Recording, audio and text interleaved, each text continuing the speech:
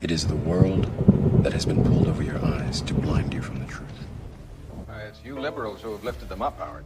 Paul, you conservatives make a mistake. You can't afford to strangle hope in people. Without hope, people become dangerous. No, Howard. You liberals have let them invade our society. You give them jobs, political jobs. Paul, you missed the point. It's only the smart ones we move up. Ha, that makes it even worse. No, we have to move them up. If we leave a smart one in the ghetto, he might develop into a leader against us. But if we raise him up into white society, we neutralize him. It really boils down to our ability to accept. We don't need pessimism. What he means by pessimism is resistance. And that's what COINTELPRO was all about, stopping the resistance. I know you're out there. I can feel you now. I know that you're afraid. You're afraid of us. You're afraid of change. We hide it in plain sight. One of Plato's greatest works was the allegory of the cave. I feel in order to understand the political matrix, we need only to look into this allegory. We first have to open our minds to the possibility everything is not as it seems, that things we've always known to be truth may be lies. For if we can't perceive the lies we've ingested, we can't see the bars on our mental conditioning. For that is how you walk out of the cave and see the political matrix.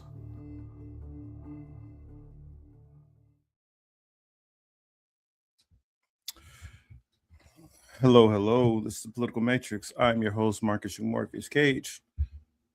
Tilt that down a little bit. All right, hold on. There's one other video I was trying to add before we got started.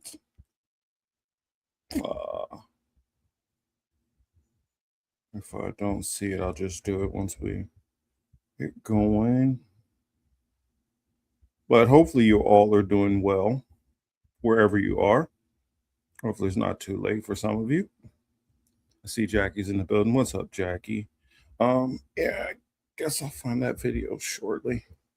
But yeah, I wanted to, of course, do a, update on this Israel versus Iran. I put Israel versus Iran. I meant to put Israel/US versus Iran, but right now Israel and US are one and the same. So why differentiate? I wanted to talk a little bit more about what's going on in Cuba, because I feel like we didn't really talk about it enough, and this is an ongoing situation. So I wanted to kind of talk about kind of where we are right now. Of course, we have to talk about the major video that went viral during this week with the whole Druski and Erika Kirk thing. Also, Kash Patel's email was hacked. And so I did want to talk about that a little bit. Some of the AI stuff that's been going on, some of the AI propaganda, granted, I don't really like the AI as far as it taking over people's jobs and those things like that. I don't mind it if it's kind of making jobs easier, or if we're doing it in entertainment, as long as it's not stealing jobs.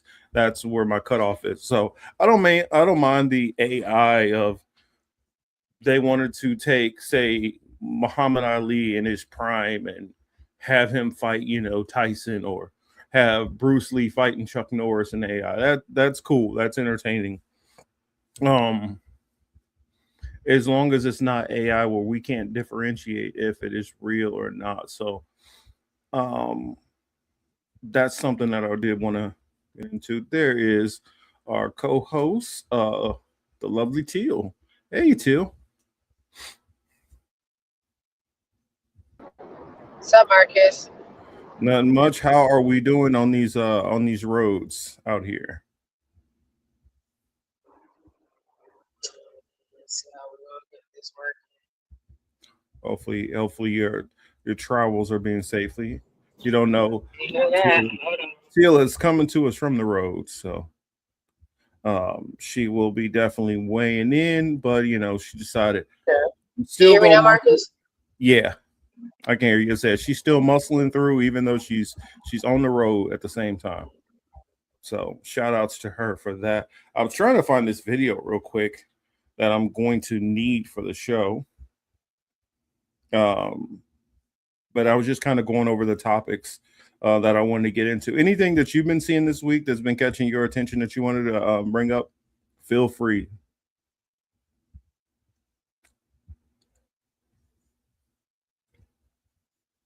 I guess she's probably be a little bit patchy because she's traveling. But let me find this one video real quick and then we will get started. It says, talking of Chuck Norris and Bruce Lee, I heard that Chuck Norris beat Bruce Lee one time. Or was the other or was it either urban legend or cause of memory? I did hear Chuck Norris talk about it, but I don't know if they divulge who won or not. So that's what I was up. There's the video I want. Let's take, I guess I got to click on the video. But let me click on this and share it, and then we could get started. You guys don't have to wait on me any more seconds. Because there was a lot of things that are going on in Cuba that I wanted to address. And so that's one of the videos that I'm bringing up. All right, there's Teal. Maybe. Now I can hear it. That's better. Got you perfectly now. What were you saying? Perfect. No, I was just saying what's up. You know, still on the road. Okay. I was trying to say, what kind of all the crazy stuff that's been going on this week, how much of it have you seen and been able to follow?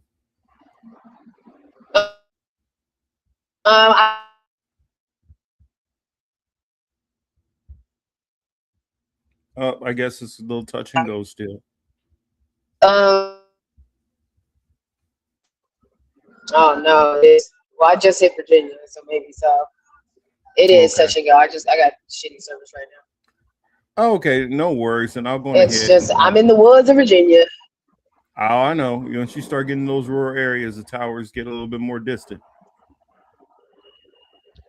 And also with the fact that you move, and but the phone is can't hear me though. Yeah, I can hear you. Okay, so just before I lose service again, I just wanted to touch on pretty much what I've been paying attention to is It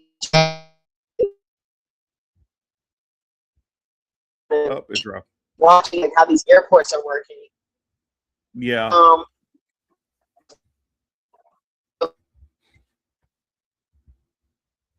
Last I heard was how the airports are working, which I've seen. I think recently Trump just finally signed the bill to be able to pay the workers, which is kind of crazy when you really think about it.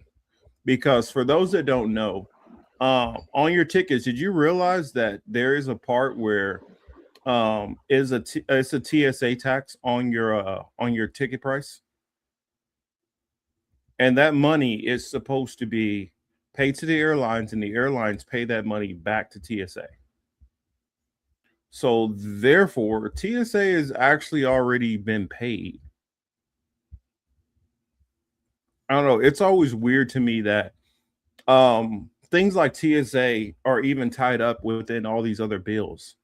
I mean, it should be something where it's standalone, whereas the national parks, the post office, like the military's pay, federal agents, all that stuff should already be on its own separate ledger. I don't get why that gets tied into tax policy and all this other stuff. It makes absolutely no sense to me. Willie is in the building. What's up, Willie? But yeah, last word that I had, let me make sure that I'm correct in that. I think Trump actually signed a bill for them to get paid. So that should end a lot of this TSA stuff. So yeah, let me put it on the screen. What I saw. Yeah, because I think that should help fix that. What is a TSA tax? Jackie asked. Let me share the comments up here.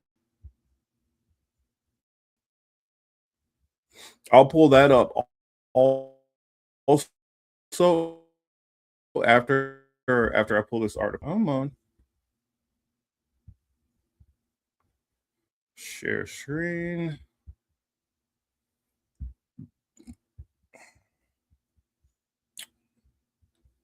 So the bill that I found, and let me know if I start cutting out at all.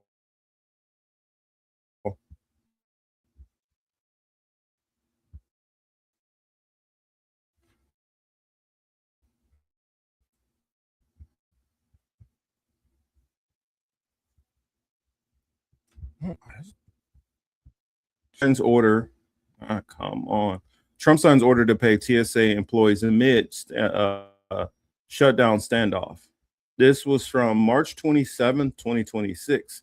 Says President Donald Trump on Friday directed the Department of Homeland Security to redirect funds to pay transportation security administration employees, even as other DHS staff continue to go without pay during the partial government shutdown.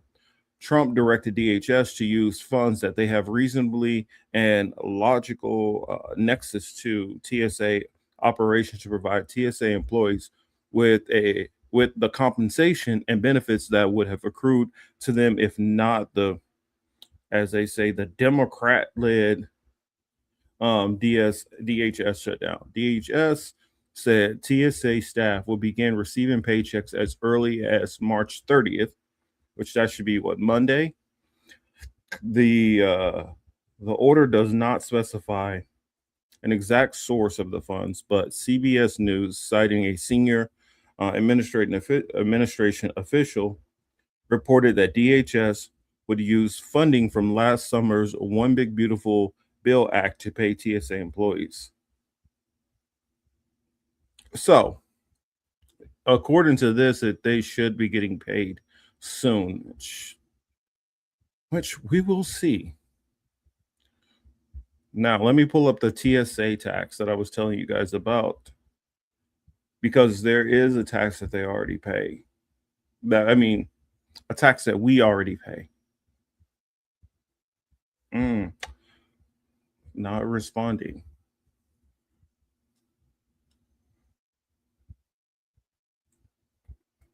Let's see, tax.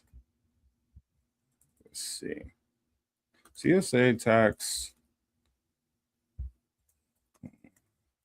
tickets.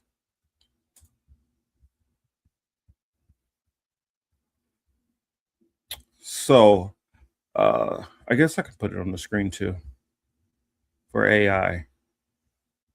No more beer tax. Is that saying no more beer? A tax for no more beer, or no more tax on beer? Which I definitely agree. No more tax on beer. So this one right here. The September 11th security fee, often called the TSA tax, is a federal fee on airline tickets costing $560 per one-way trip, $1125 maximum for round trip, originating at a U.S. airport. The fee is collected by airlines to fund TSA security operations, including passenger screening. So this right here, they already get money to pay the TSA. Where does that money go?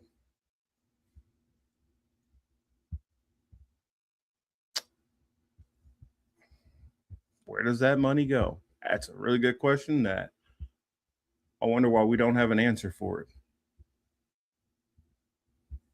So there's questions that I feel like that need some answering.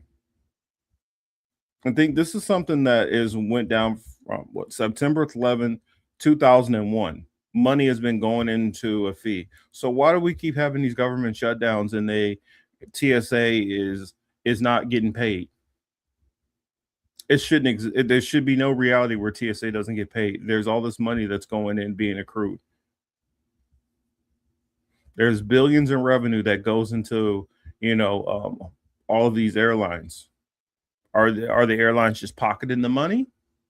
Is this money going back to Congress? What's going on? I mean, I implore you to reach out to your congressman, man or woman, because I think there's some splaining to do. No tax on beer, especially 40 ounce. I wonder if maybe it's the tax on beer anyway has to do with probably different states. Different states probably have their different ways of going about it. But before we get really deep in the game, let me throw a shout out to everybody. I see Jackie is in the building. She says, "Hi, hey, Marcus and Till and everyone. Accord Lord is here. Chris H, Willie Bragg. Kate is in the building too. Kashwarma Kate. Who else? Bomb Pop One. I like that name with the Bomb Pop in there. Used to love those growing up. Still actually love them every now and then too. But I don't understand this whole TSA thing. Why? And the whole ICE going there. I mean, thank God it didn't lead to anything traumatic.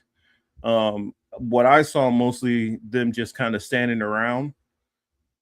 And it appears that most of the ICE agents that they sent were kind of on the younger side that I saw that were patrolling. Mostly all they were doing is walking around.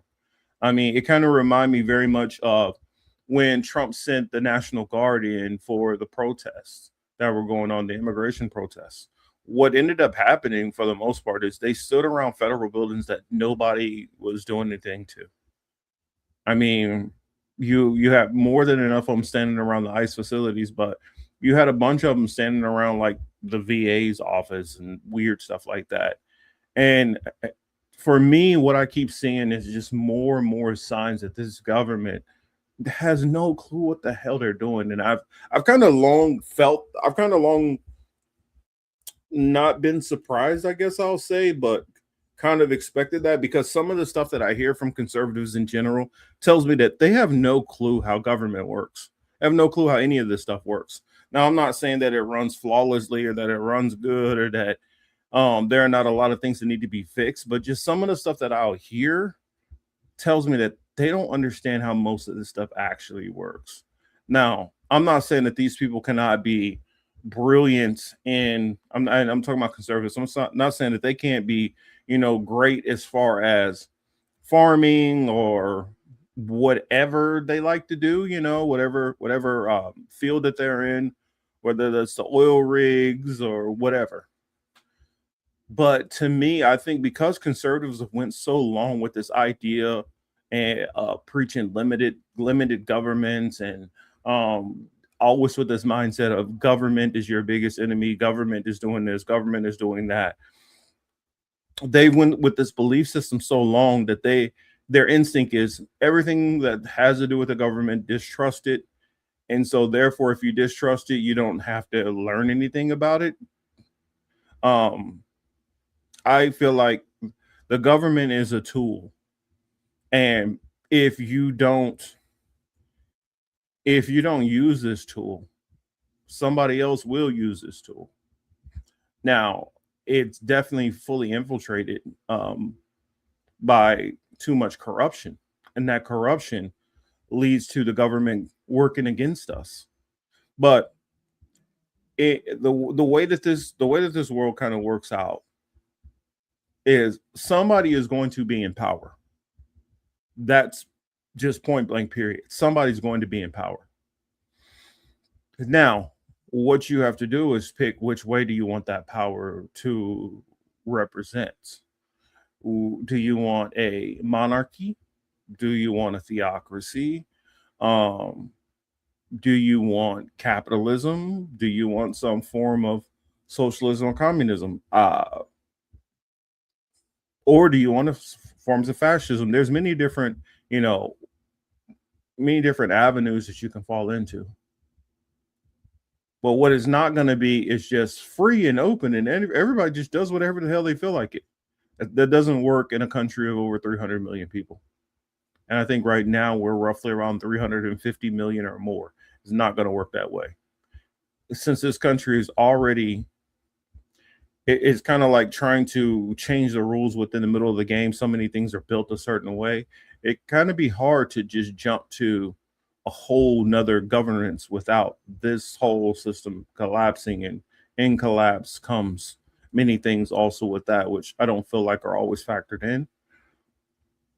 But what I do think is that right now, the two options that you have where things change, there where there's the least amount of change, is either business takes over completely, which I don't advocate for that, or you deal with this crappy government we have and try to get whatever concessions you can get out of it. Um, because if it goes the way of business, there's nothing you're going to be able to do. No, there's zero. And so that's one thing which I which always kind of bothered me about the way that conservatives went about it. Their sole angst was on anti-government, anti-government, anti-government, while ignoring corporations. And I know why. It's because corporations have used them as willing idiots to tear down the government so that they can have free range over them, not realizing you're throwing yourself out of the skillet, into the fire. But that said, Dress, I see a couple of new people up. I see Lady Alex has hopped in. I see Chamonique is in the building. It says hello, supporting this Auntie Chamonique. Lucky number 7, Alex. And I see Wesley is in the building. Welcome, welcome, welcome all. I know I went on a little mini tangent there, but that's kind of one thing that I've noticed. And the more and more with this Trump administration, you see that they don't understand things. They're just like, it's like a kid getting into a car and just pushing buttons and seeing what everything does. And this administration has been that on steroids, to a point where it's looking like the car might get wrecked sooner than later. So before we get into some of those other things, speaking about a government not knowing what they're doing and being out of control, I want to go into some of this stuff that I've seen. Talking about conservatives not knowing what they're doing. Let's start off with this video. Now, this says a mega gas station in Texas lowered their gas prices below $2 to appease Trump. It ended up going bankrupt. So let me show y'all this and get back to you on the other. Oh no, not share gas, but hold on. Let's share my screen. That's what I want to do.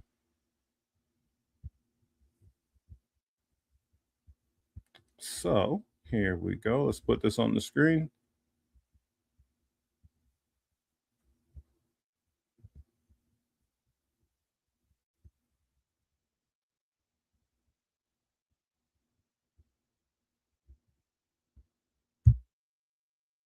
There is a gas station in Texas that lowered its gas below $2, and they did the math wrong. Now, the owner of this gas station is a huge MAGA, huge MAGA. He was losing money on his gas. That's how much he wanted to support Taco. And they did the math wrong. He thought it would cost him like $4,000 or $5,000, $300,000. Now he has to file for bankruptcy. $300,000. He was losing so much money on gas because he could claim that he had gas below $2 a gallon, that it's now bankrupt him because his accountant, who's his wife, did the math wrong, and it's cost him over $300,000. You can't make this shit up how ignorant these people are.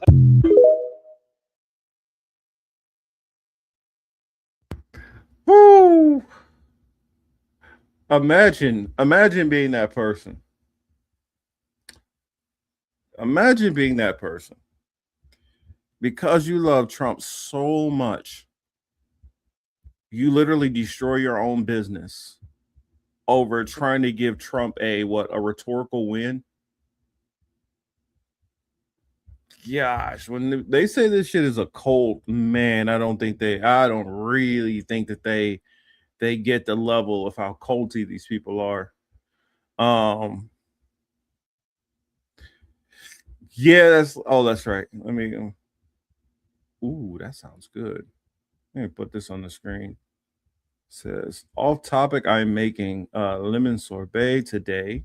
First time. Wish me luck. Now that I have time to do stuff, I can experiment in the kitchen. Hey, good luck to you. And I wish I was close. I'd be like, yo, save me some. Um, and then Lady Alex also says, hey, Marcus, aren't you glad those bogus No Kings protests are over? LOL, those dum-dums. Yeah, I was like, should I even waste the time covering this? I mean, I didn't cover it the last time around. The only thing that these people can say is now it makes them look a little bit more valid because Trump is, showing his ass more. Yeah, but it's just performative, and I don't see what that's going to do. We already know that Trump is not a man that listens. So whether the protests are valid or not, it's irrelevant. It's not going to do a damn thing. Also, the fact how everybody shows up with their permits, they show up in the appropriate area where they're told that they can go and stand, and then they rah cosplay as real protesters for a moment, and then go home and then go and pat themselves on the back and get on social media and tell themselves how we stuck it to the man. And it's like, these older liberals, they are so frustrating. These Pyrrhic wins that they always strive for, and it's like the reason why they're able to do something like this, and it, to me, it's so hollow, is because many of them are safe and they're comfortable. They have their house, they have their cars. Gases went up a little bit, but they're not fretting nearly as much. Maybe their kids are struggling, but they don't really care when it comes down to it. And so they get out there and cosplay, and act, like they're doing something, which, as somebody else said, I can't remember who, it's a whole lot of moving around, but it's no motion. So that's what I'll say as far as that. Mm-mm-mm-mm-mm.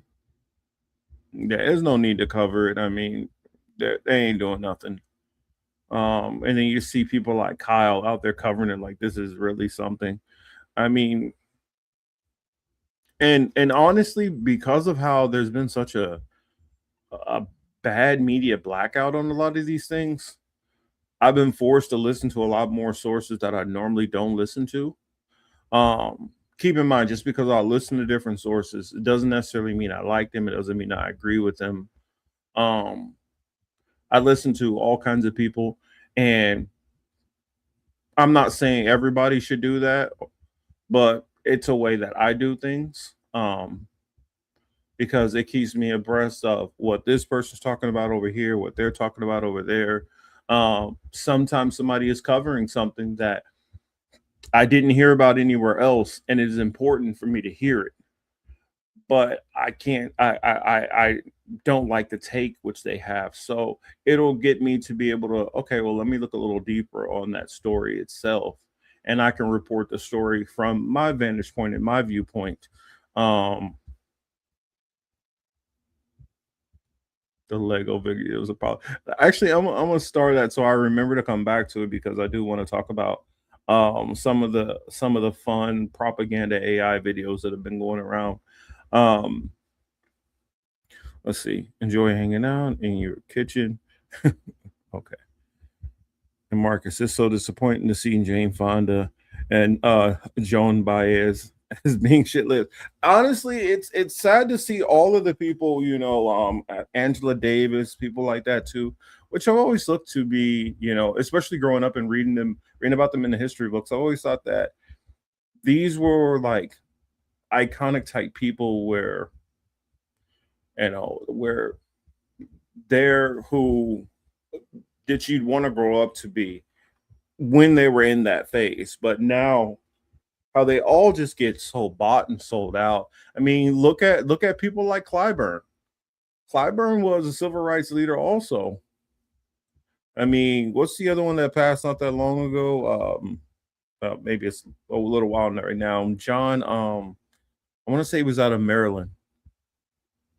but he marched with MLK also. And it's like all of those people who like marched with MLK and all the civil rights leaders of the 60s and 70s, all of these people just, I don't know if how every single one of them gets, you know, beat down and bought out eventually, but it seems like that's the pattern, that that's what they turn into. They remind me of the whole phrase of the yuppies, how, you know, they started off as these hippie types, and next you know they traded in that hippie side and activism and caring for the community and other people to, you know, worrying about their status and their wealth. And I don't know, it's just sad how this system corrupts people to their soul and core.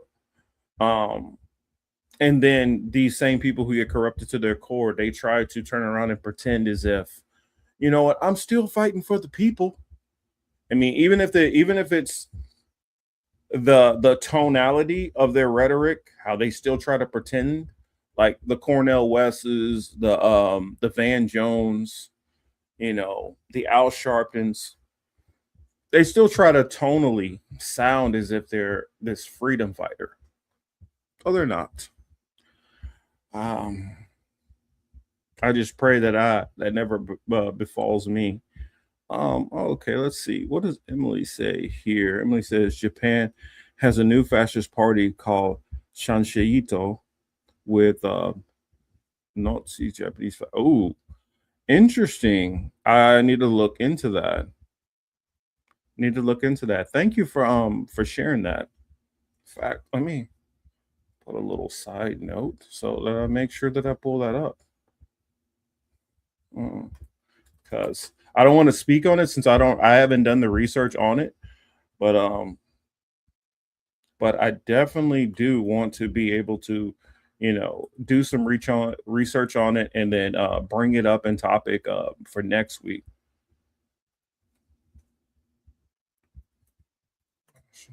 Party. All right. Okay, got that one over there, so I'll be able to come back to it. Thank you. Yeah, you said the No Kings protests. Oh, I missed a little bit. See, my man Hamza is in the building. What's up, Hamza? No Kings protests organized by liberal defenders of the same political status quo. Yeah, I mean, they just don't like it because Trump is not following procedure. You know, they care more about the procedural effects of than the result. They're like, so if he would have went to Congress and your representatives still would have voted for him to do the same thing, you wouldn't have had as much of a problem. Just like most of you guys are not, they're not giving, you know, any kind of pressure on the fact that most of their politicians are still voting to send money to Israel. They're still funding or supporting politicians which want to keep pumping money into this Ukrainian situation, which is only leading to, you know, a war of attrition and more Ukrainians dying. I mean, at some point, you need to focus on more what's going on here within our own borders instead of trying to do all of this regime change and trying to, you know, fight back against a scourge of communism. I mean, it's like, stop it. And this is all because you're worried about how much that you could take from other countries through capitalism. You're worried about how that's going to affect your possibility of exploiting another nation down the road. And it's like, can you just stop? You know, my grandfather would say, "Hey, boy, go sit down and be still." Yeah, I did see that, Hamza. Let me put this on the screen. With some of the stuff that is going on, it is wreaking havoc already to other areas, and Thailand and India are having energy lockdowns. I think it was like every Wednesday. It's just everybody stay home already, and they're already putting restrictions on you going out. I think it was Australia. I don't know if this is widespread across Australia or if this is some kind of unique situation, but oh, that's right. I got a video on it, but this young lady where um the shelves are like completely bare.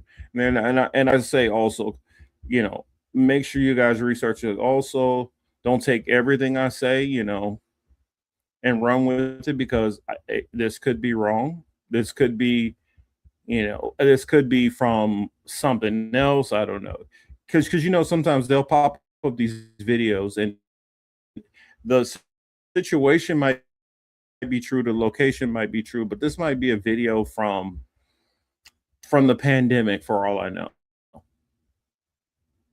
But let's see, where'd it go? Where'd it go? Where'd it go? So let me put this up real quick.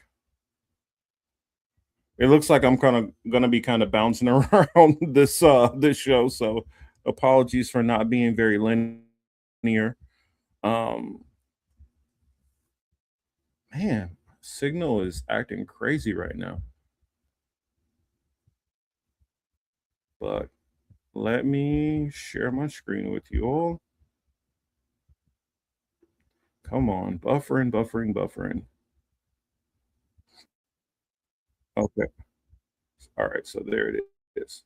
So let me just share this with you all.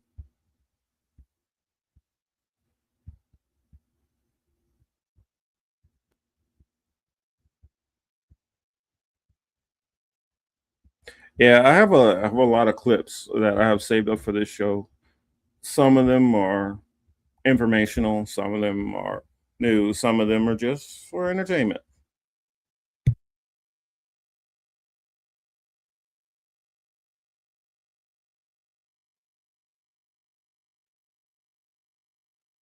Look, I'm not trying to scare you, but there's a lot going on right now that is not making it to the news. This right here is in Australia. So Sienna and I have just come to Coles to literally get popcorn. And look,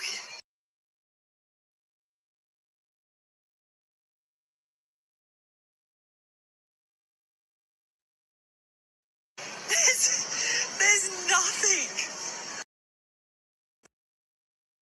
Right now, everybody's focused in on this war that's happening with Iran and how they blocked the Strait of Hormuz, where 20% of the world's oil and gas is supposed to be flowing through, but it's not at the moment. This is causing some real problems. People in India are fighting over gas.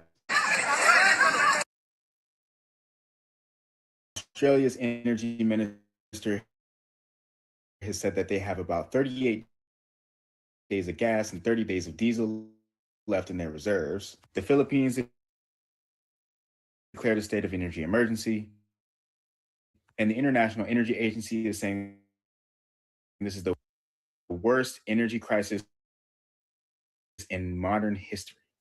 But that's not the full story. What people haven't been talking about is the fact that 30% of the world's seaborne fertilizer trade also passes through the Strait of Hormuz. Prices for that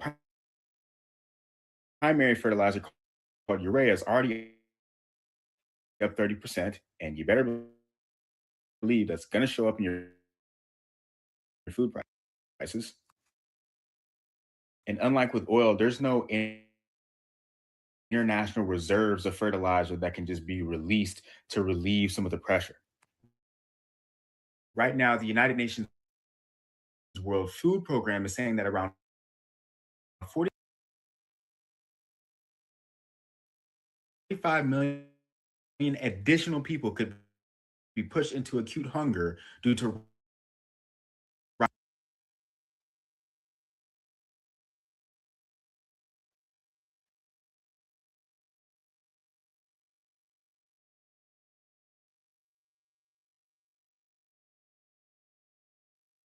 rising food and fuel costs and supply chain disruptions. And for all my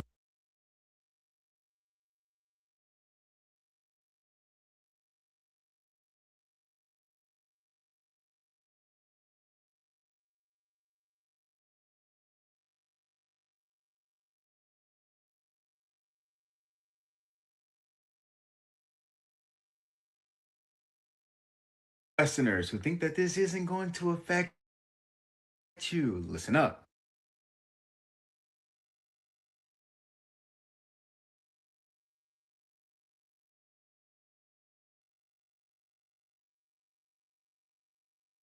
All of this is happening right at the and make tough decisions about what exactly they're going to do. They're going to buy, what crops are they going to plant, the farming or hands.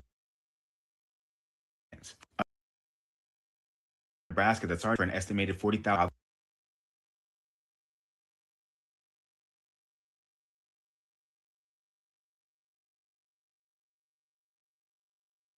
I'll comment on some of the stuff reminding gas station is much America how they most people when it comes to economics they work as far as supply and demand. Um, that's kind of economics 101, supply and demand. But America and most Western countries do not work in they don't work as far as supply and demand. They work on what's called supply side economics. And supply side economics is you stockpile as much as possible. And when you have that stockpile, you can decide, well, I'll control the I'll control the flow of my inventory by saying, once I have, say, a certain amount of X, I'll only put out a certain amount of this. So it gives a form of scarcity so that I can still operate as far as supply and demand, therefore artificially inflate prices to be able to make more money off of them.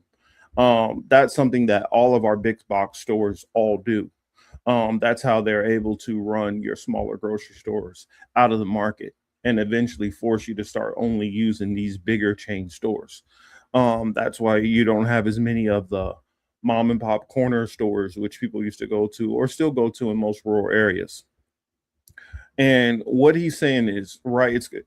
Like, I guess maybe some people in the TikTok world, it is surprising that a lot of people aren't talking about these things. But I feel like right now, I almost feel like what I tend to do almost feels a little almost overcrowded these days because there's so many people talking about this. Now, whether they're getting all the information out there is a different story. Whether some people are being overly hyperbolic, that's a different story. But I do feel that people are at least alerting to the fact of don't be so calm. There are possible dire days ahead.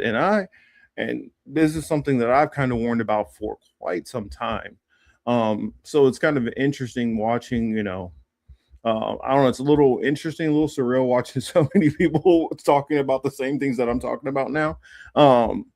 But if the message gets out to people, I don't care that they didn't get it from me. And I'm not saying it as if I'm the only person talking about this. I'm just saying that the people who have been talking about these things, I know it feels kind of weird for many of us, all of these people who are now focusing on these issues. But hey, welcome to the pool party. Popular analyst here on Twitter pointed out that we also need to think about the fact that the biggest concern doesn't have to show up in food and gas prices. History tells us that this spike in the price of oil might actually come at the cost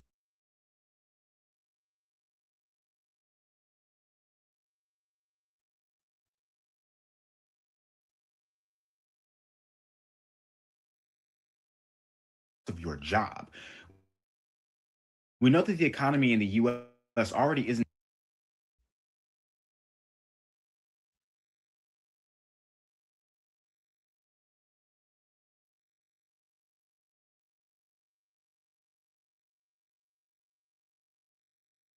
in the best spot. So any extra pressure, businesses might just start cutting work.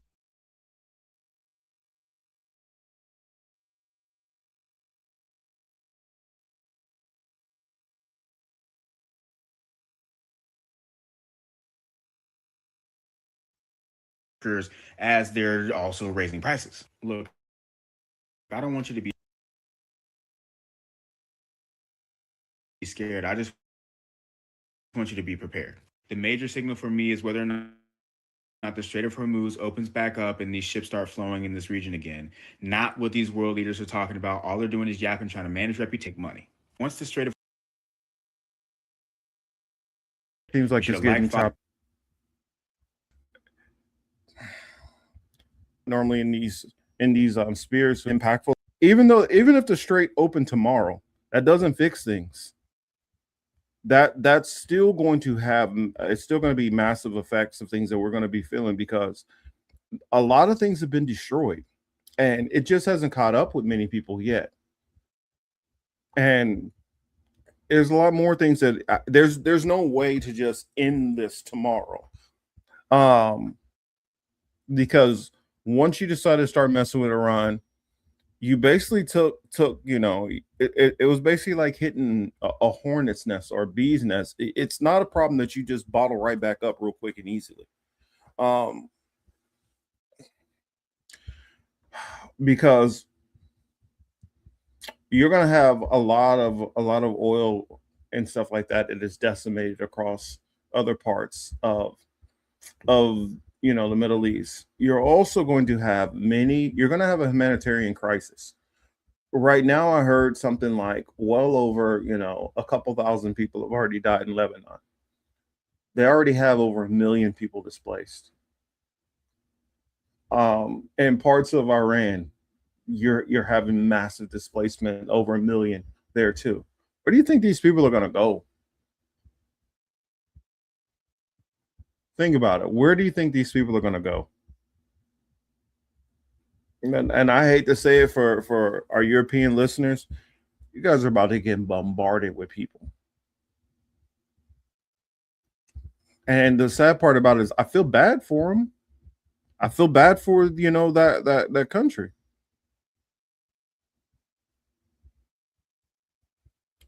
See, video's buffering. Yeah, I know the video is buffering, but hopefully it's fixed. Yeah, it was just the video. I don't know why it was buffering, but it was good that he brought up the fact of all of these countries that are all starting to feel it. And we're always going to be the last to feel it because of, the reserves, how much reserves that we have on hand, how cheap our barrels of oil already are compared to some of these other nations. And since we get oil for far cheaper than everywhere else, the regular citizenry like us, we don't feel it nearly as heavy as other countries. When I lived in Italy, the gas prices were ridiculous back then. I mean, we're talking about 20 years ago or more. Gas prices were ridiculous then. And so you factor in a war, stuff like that, it gets 10 times worse. And you actually feel it in those countries very quickly. And so you feel it in a lot of these countries that don't have the deals that we have as far as oil. And I would say outside of United States, Canada, Great Britain, and Great Britain it's not as tough for them either because they have a very good public transportation system, so they're able to do that and avoid that. The same thing with many European nations. They have very good public transportation, so they're able to mitigate that to some degree. But they still feel it as far as shortages from many of their goods because so many of them are so dependent on imports. I would say they're even more dependent on imports than we are here in the States. The States has done it to themselves, but a lot of Europe has kind of been that way for a very long time. I mean, some things they just literally just don't have there and have always had to get from elsewhere. And so during a time like this, things get exacerbated.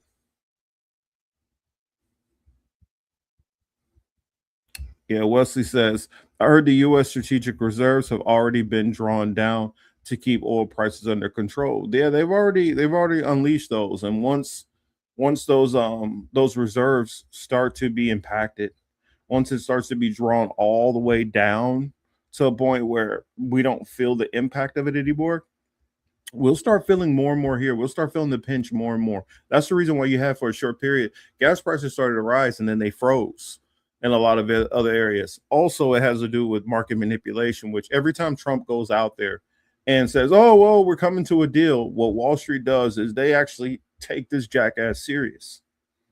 And so what they do is they freeze and hold.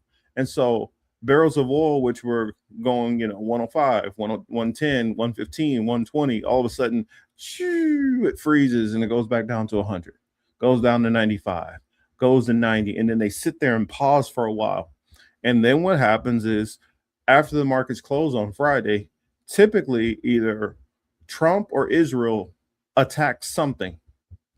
And then right before Sunday night or early Monday morning, Trump comes back out as, oh, this thing is all really close to being wrapped up. We're almost done, even though they're sending more and more troops. Anytime they're sending more and more troops, lets you know that we're not close to being done. If this thing was being close to being done, we would be drawing down, not ramping up. Also, how can you say this thing is almost done when Israel is continuing to launch missiles? They've already said, the Iranians have already said it's going to be a tit for tat. If Israel keeps launching, they're going to keep launching. I don't see how you don't understand that. And then, especially after the fact of Israel has went after their number 2 export, their iron. Or was it iron or steel? They're steel, sorry. With going after their number 2, basically backbone of their economy, you're affecting their civilian markets, and it's going to start really affecting them more and more. And so if you hit their pockets, it only makes sense they go after yours too. Yeah, Europe, Hamza said is here. Yeah, they're going to flood into Europe. Jack says, why not bring back working from home where possible to save? Why not bring back working from home where possible to save on gasoline for petrol? Well, the reason why they don't want to do that is they go to doing that, what's going to happen is, well, some countries are doing it, don't get me wrong. But if they start doing that in all of the Western countries, what that's going to lead to is what happened during the pandemic. You're going to start having more and more businesses which are not getting patronage from customers. Think about how many people, like for instance, around me, since I work in what's kind of one of those business commerce type areas where there's a whole bunch of businesses that are just, businesses, and then there's stores that are around them, which basically are only open for those businesses. I mean, there's a lot of restaurants which they're only open, Monday through Friday, and they shut down at like 4 or 5 o'clock because all the business traffic is left for the day. Those companies completely go under. And that will eventually start to affect the economy more and more and more. So it's a trickle of things that will start to happen. That's what I'm saying. A city like Alex put here, I'm from NYC, never drove a car until I was 40, in which I ran into a lot of people like that. And you can do that in cities which have good public transportation. But if you grow up in places that don't have good public transportation, you're stuck. You don't have a choice but to use a vehicle. A place like India, Thailand, they don't have a choice. Living stateside here, Kansas City, where I grew up, you need a car in Kansas City. Public transportation is not going to cut it. And even like say for instance, my county in particular, the major mall that was in my county shut down. So we had to go the next county over.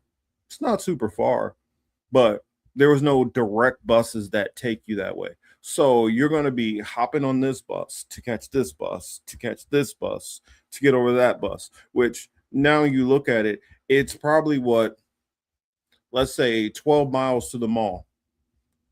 You have now ended up having to take probably like 3 hours to get to the mall because you get over to this one stop, then you have to wait another 30 minutes for this bus, and this bus crosses you over here, which is further out of the way. But that's the only way you can catch this bus that takes you directly to the mall. And so you got a lot of cities that are like that, especially in the middle of the United States. And that's kind of very similar to these countries and states within these countries that are set up similar. Yeah, UK has no oil. Nina is in the building. Yeah, I saw the enlistment age. Yeah, enlistment age is capped at 42. It raised the cap to 42. It was 34. And if things persist and go in the way of war, you will see that number rise even more. Also, they're relaxing restrictions on marijuana convictions. So if you've been arrested on any type of marijuana conviction, they're saying, "Hey, well, no, that's not a big deal. Come on and join the military." That ain't gonna get people to want to join. But they don't need that either, because that new bill that they put in, that they basically have kind of reinstituted the draft without saying they reinstituted the draft. They're just trying to see how many people they can get to volunteer so they don't have to take that measure. And I got the feeling, if things go the way I think that they're going to go, I mean, there's a couple of things that could happen. You have the whole Carg Island thing that everybody's talking about. This is a possibility. If we go into Carg Island, what you're going to more than likely have is you're walking into a giant booby trap. We might look at possibly thousands of troops that'll die almost instantly. We might be looking at millions of dollars of amphibious assault vehicles that'll be decimated, and crews also walking into a trap where if they don't get taken out, then you're going to have a whole lot of American hostages left for the Iranians. I don't know if that's the route that they're going to do, or I can't remember the terms of what it's called, but if they're going to go to the other side of the Straits of Hormuz, where there are a bunch of villages which live within that area. If they move into that area, I don't know exactly what the purpose of that will do. You could kind of hold that area, and that'll be, a symbolic win that Trump can say, "Oh yeah, we got boots on the ground." But it's not going to relieve the problem that you have with the straits being closed. And I wonder if some general is going to buckle, because many of them have said that no. Well, generals and admirals are saying, I'm not sending my men and women down there to try to guide these ships. You're sending them on a suicide mission by doing that.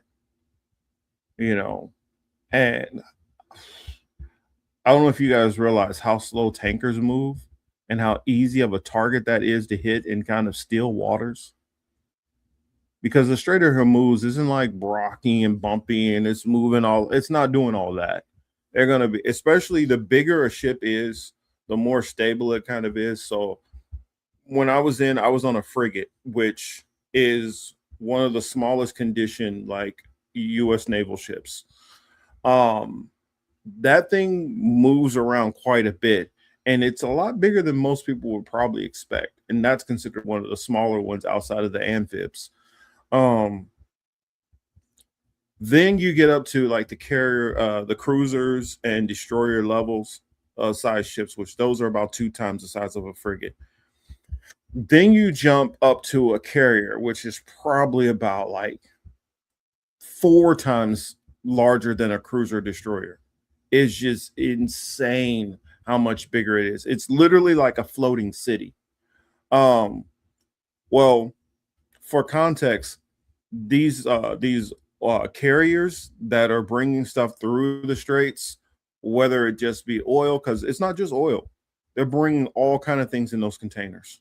All kind of things are having to move through there. So we're talking about something that is easily 4 times larger than I won't say 4 times larger, but I'll say definitely probably easily double the size of a carrier.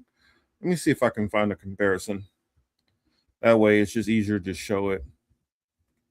because everybody knows a carrier is huge.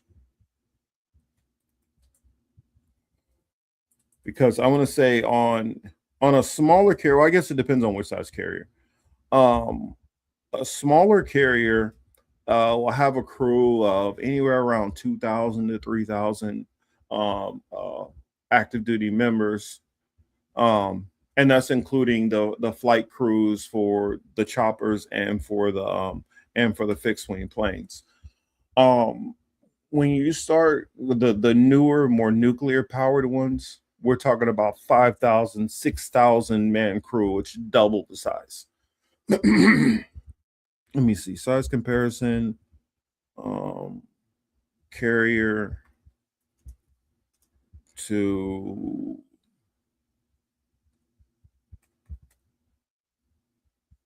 oil transports, oil tanker. There we go. Let's see if we got images.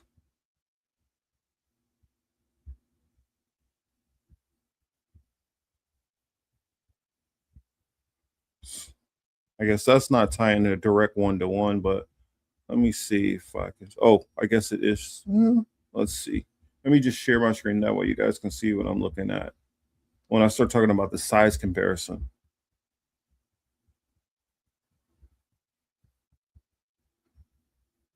So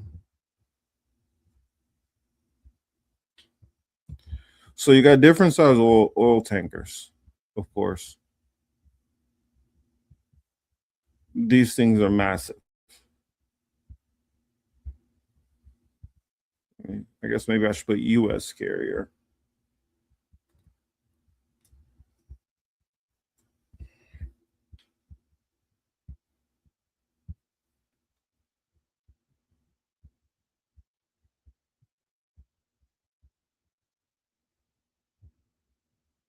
Let's see.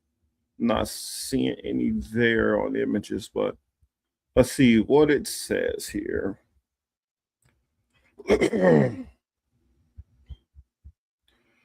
See, oil tankers are generally much larger in volume, displacement, and cargo capacity than aircraft carriers. Although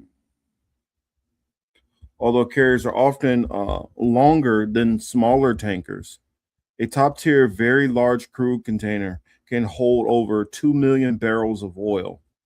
U.S. carriers are roughly 100,000 tons displacement. So we're talking about a massive, massive size difference. And the larger these ships are, the slower they move. So when we're talking about something that can carry over 2 million, basically the equivalent of 2 million barrels of oil, where the size difference is massive. And it's so easy to hit one of those. Also, keep in mind, these oil tankers have civilian personnel. I don't know how many civilians who literally thought, well, I want to move oil so badly that I'm ready to die for this. Most of the time, no, that's not where their head is at. And then, that guy was talking about also in the video, in Nebraska right now, you're having fires, wildfires in Nebraska. I don't think I've ever heard of wildfires in Nebraska. Like, I don't know what the hell is going on. I mean, but that's definitely going to massively affect things. For the people who don't realize why that would affect things nearly as much is because most of your beef that's not exported, or imported, seeing that we've been getting that disgusting beef that's been coming from Argentina. And I say disgusting beef for a reason. China rejected it because they're like, this is basically poison. And this is the stuff which Trump just allowed to come in from Argentina to help his good buddy Malay. Instead of taking what our farmers have, which I'm not saying all of it is up to standard, but I'm saying that is definitely better than the shit that we're importing right now. So these cows with these wildfires, it's going to affect the granging. And an area like where I grew up in, there's literally millions. I want to say it's like three times the amount of cows than there are people. And people will think, oh, well, maybe that means you guys have a really small population. No, we're talking about in these Midwestern states, you can take 3 or 4 states and we're talking about 40, 50 million cows. Hey there, Mariah. Hopefully all is well with you. And thank you for coming on last week. Uh, but yeah, I just wanted to drill in how imperative it is, how something like that is going to affect things. And with with growing the crops and things being affected, all of these things matter.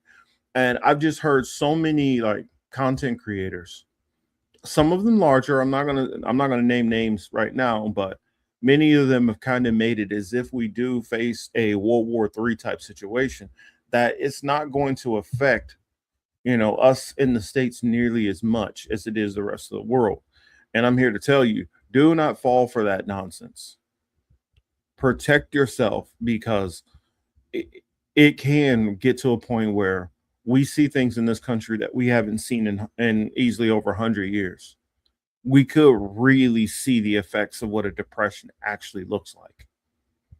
And one thing that rose out of the depression was, the age of, for when you had the robber barons, where the rich got ultra wealthy. We already have that, but we'll have that on steroids. But also, what you had is you had all of the famous bank robbers. You had the period of all the bank robbers, the Pretty Boy Floyds and,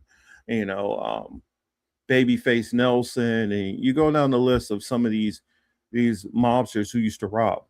Now, I'm not saying that they're going to get all of this fame and prestige, but I bring that up to mention, you're going to be looking at a situation where crime will increase massively. Some people are already at the point of one little thing happens to them and they're cooked. I would say probably a good, maybe, I don't know, probably what, 40% to 50% of the country is already living paycheck to paycheck.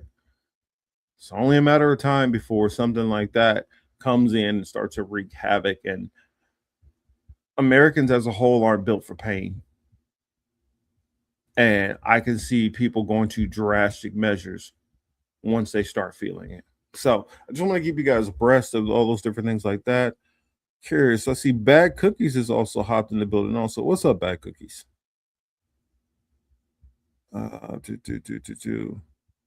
Does anyone think we will be witnessing nukes in these horrific wars?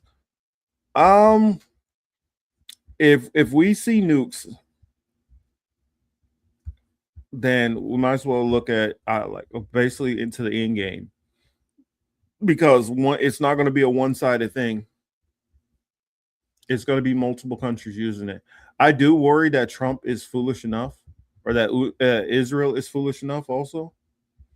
I would hope that they're not that reckless, but man, I don't put it past anybody. I really don't. This is why when we would always talk about, Israel's attacks on Iran, I was always coming from the more cautious lens. Like, I mean, I get what the Ayatollah is trying to weigh out, and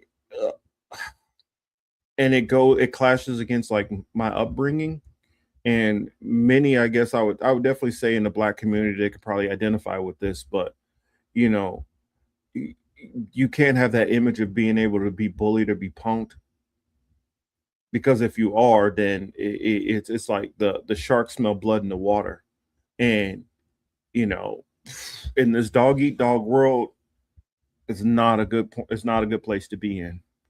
And so many people, especially in the Black and brown communities, push bravado. I'll say the middle to lower class male atmosphere in general is bravado, who's tough, pecking order, all that is imperative. And so you either got to be able to protect yourself with violence or always be prepared to be able to use it in whatever circumstance. I mean, I know that's not politically correct to talk like that, but that's kind of how it is because you're always being tested by people. And sometimes if you stand there and just get slapped in the mouth, you've caused yourself a lifetime, especially in that community, of misery because everybody's going to look at you as a cheap target. And so I get some people apply that mentality of that macho, machismo, bravado into world leader type situations. But you cannot do that because I look at it as it's the equivalent of being ready to get into a fight situation and you have your child right there who's going to have to fight with you, or your nieces and nephews, or you're having to fight with somebody who's innocent and they're more than likely going to take some damage also. And so as a world leader, yeah, I get it that they've kind of, your pride is getting stomped on. You're being emasculated. At the same time, the moment that you take that swing, like I said in this analogy, your kid who's next to you might get punched also. Do you want to fight that bad? And I look at it as a world leader, he got to think about his population. They know the U.S. is going to attack and launch, and Israel is going to launch on innocent civilians also. By you defending yourself, you're putting a lot of innocent people's lives on the line. And so I understood why the Ayatollah was always kind of torn and always measured in the way he would try to handle things. But I also get why his son feels like throw caution to the wind. And I'm not even gonna say he's throwing caution to the wind. I still think he's being very measured. I still think he's given an avenue where I gotta punch the bully hard enough that they won't punch me back. But at the same time, I'm not trying to punch the bully to the point where everybody feels I need to be punched back also. So he's taking a more aggressive approach. He's just trying to be, he's still being measured in that.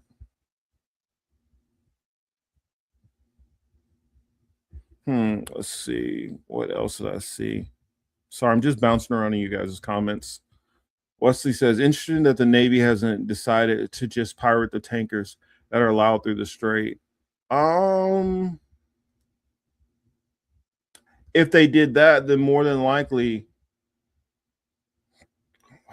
I don't know. That's interesting because what you're saying is tankers that were probably designed to go to China or Russia, or China, because Russia basically has their own oil, but tankers that are going to China to hijack those first.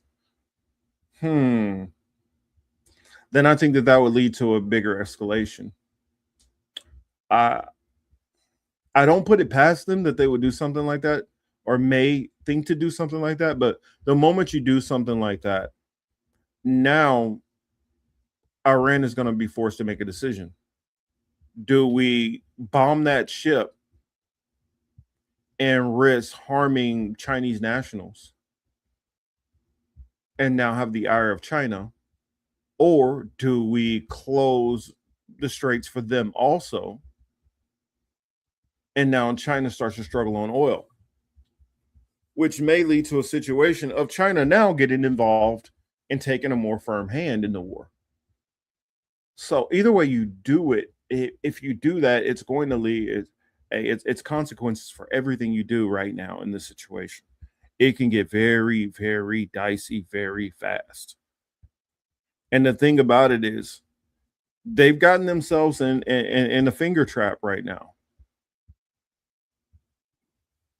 I mean, Trump was not smart enough to see around the situation. And this is why this is more and more why I push back against anybody who says, well, even if you would have got Kamala in there, she would have did this too. No, she wouldn't have. I don't think any contenders for president or people who've been presidents before are this freaking dumb. You have to be an idiot to do this. Now, do I put it past them that they would have done other things? Maybe. Do I put it past them that they would have let Midnight Hammer or whatever that BS? Actually, I don't even think they would have went that far because everybody for years have known Iran is different than Iraq. The moment you go into Iran, you have not only is the country 4 times bigger, but you deal with um, you deal with geographical issues that are different that make it a much more daunting task. Iran also has a lot more power and leverage than Iraq does. And so, and also keeping in mind, when we were going into Iraq or even Afghanistan, any of those countries, you also had the aid of Saudi Arabia, you had the aid of Qatar, you had UAE, you had Oman, you had Jordan, you can fly out of, you had all of these nations that you could stage up troops, stage up resources, stage all kind of things to help aid in this. With Iran, since they have the ability to obliterate all of these countries around them, they take that advantage away from you. So you don't have the ability to do that anymore. Now your refueling is going to take longer. Your replenishments are going to be even harder. It makes it harder for you to fight that war um, with that much distance and with it being that hard to mount up massive amounts of troops, unless what their goal is to get to the other side of the strait, secure that location there, and possibly use that as a base of operation to commandeer and start loading people up. But at the same time, if you do that, you're still in the vantage point of being hit by by missiles from Iran, and so I don't understand why you would do this. And then on top of on top of doing something like this, you've already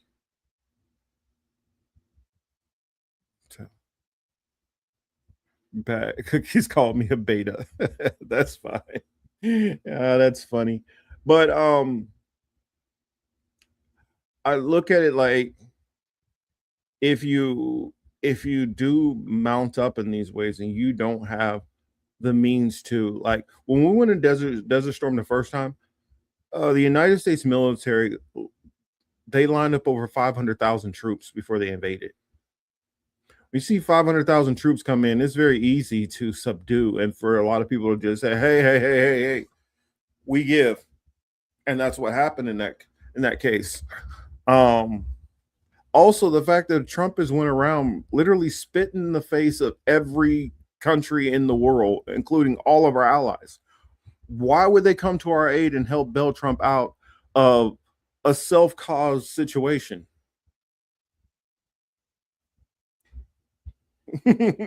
Yes, please explain the context to why you're calling me a beta. I'm curious.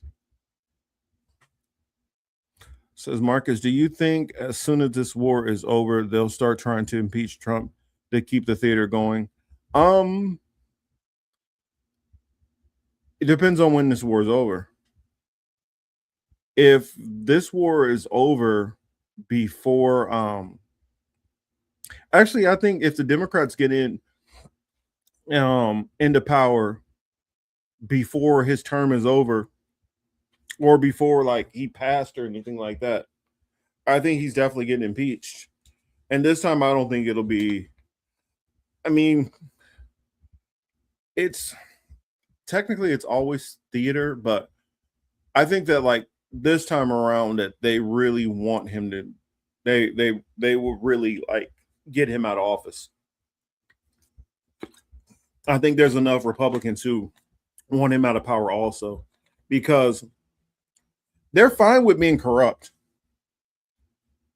but they're not fine with being corrupt if it means the possibility that it's not safe for them to walk around, that they're not able to collect their checks without getting a lot of heat. They love taking the bag, don't get me wrong, but they want to take the bag while they can go on their trips to Cancun without being bothered, while they can go on their Christmas recess without being bothered. The last thing they want is to walk down the street and everybody is screaming and holler at them everywhere they go. These politicians don't want that. They don't want to be on the possibility of what if Iran decides that they want to start hitting politicians directly. They don't want to be on that side. So I think as far as just protecting themselves, many of them would love to put this off on a, hey, this was all that guy. We took care of that guy. You don't have to be upset with us. So yeah, I think it will be some theater, but I think like no, I honestly think this is part of why the Democrats are not bringing, um, not calling it anything, not calling any kind of congressional meetings or anything. They want Trump to, sad to say it, but I really think that they want Trump to blunder, and they're willing to risk thousands of young service members' lives just so they can have a closed, shut case to throw Trump out of office, and also build enough leverage to actually get imprisonment. So not only impeachment, yanked out of office, but to get criminal charges. I think that is the goal. Now, I could be wrong, but that's what I think of. Because I think at this point now, I mean, I'm hearing Republicans talk about 25th Amendment on Trump. I think that people, I think that what it is they're more nervous and scared of things that they see that are coming down the pike than I think what I think the average citizen realizes. I think they know a whole lot more of what's about to happen, and they're terrified to say that they were a part of it at all.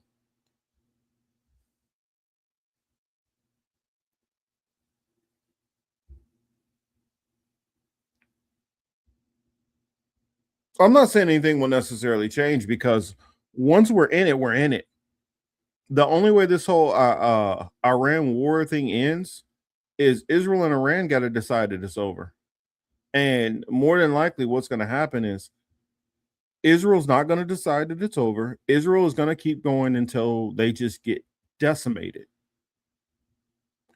And then the Israel lobby is going to push every one of those Democrats who they have in their pocket to continue with, you know, the problem which Trump started.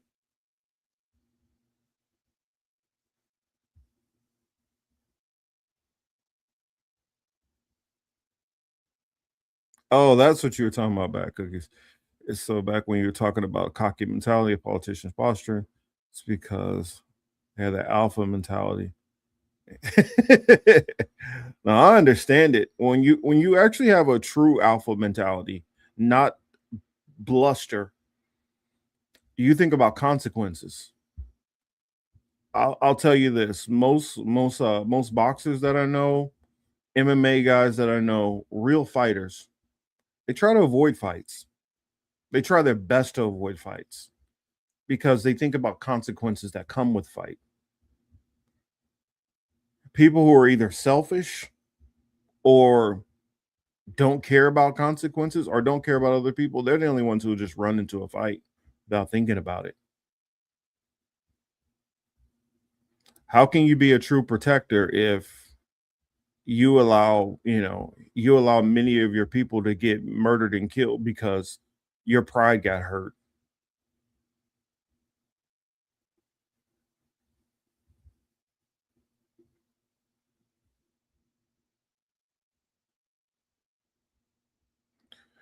It's too much. Here's another thing. Like I mentioned, I think I mentioned it last week or week before. I've been a pallbearer to multiple classmates going through high school. When you actually got to bury people that you carry or that you care about, it makes you really think these things out a little bit more. And somebody like Lindsey Graham, Marco Rubio, they're not used to being touched. They're not used to having to have loss behind this. It's you and your family over there. You guys are going to suffer behind my decisions, not me. So that's the reason why they're more comfortable with, sending other people to do this kind of thing. I think Israel's Samson option. I think that they could actually get decimated before the Samson option. It's very possible that somebody could take that option out of their hands. Because depending on where those missiles are at, if they're able to hit the right location, there goes Israel's nuclear program, and there goes half of Israel also. And eventually it'll turn major chunks of that area into a toxic wasteland. Exactly. The nation has always been ruled by Grahams and Rubios. But like they say, you know, every dog has his day, and eventually they'll have theirs. I think that these people don't like. There's this scripture that comes to mind. And I know, calm down. I'm not going to go into a whole sermon, but it says they think in their inward hearts that their houses will go on forever. And what that's basically saying is some of these people think that I'm always going to be here. America's always going to stand. There's no possibility America ever will fall. Now, of course, that's not applied solely to America or whatever, but there's a lot of people who feel like no matter what we do, the ruin and destruction is never going to come upon my house. I'm not going to have to face this directly. And eventually, it does face you. It does come up with you. So if you don't believe in the Bible, I'm sure most people at least believe in karma. Can't escape it. Cannot escape it. I saw some interesting videos out there that I guess since we've been talking about this a little bit, and I've kind of been weighing out some of my thoughts on it. Hopefully my signal's a little bit better to show you guys some of this stuff, but I've seen some very we're going to end off the show on a more entertaining note. I'll just let you guys know that. Getting some of this more downer news out of the way. But let me see if I can find it. Goodness. I think it's this one. But it's a couple of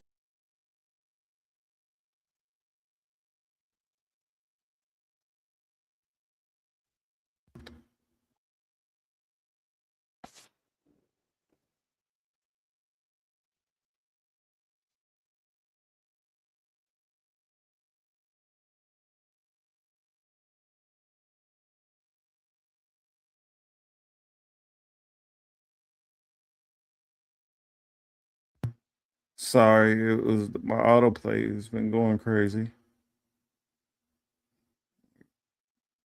There's been a couple of AI videos that have been going around. You sow the wind, you shall reap the whirlwind. I like that. I like that. There's been a couple of AI videos that have been kind of going around, and I want to share some of those with y'all because this stuff has been giving me the most entertainment. This has been giving me the most entertainment ever. Let's see. Hopefully I can just find the short videos because I've been finding mostly ones which people have been covering them.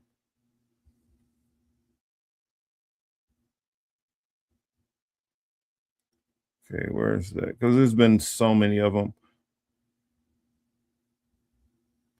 Let's see, where are we at? Where are we at? Where are we at?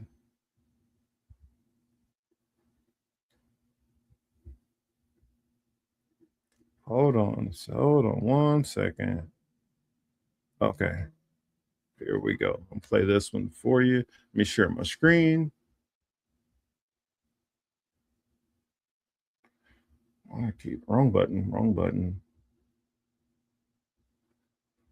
Share screen. Let me mute up real quick. I'll mute once I find it.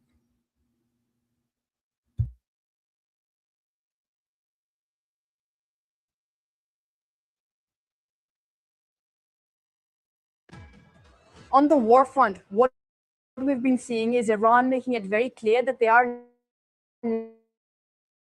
not in any move or dialogue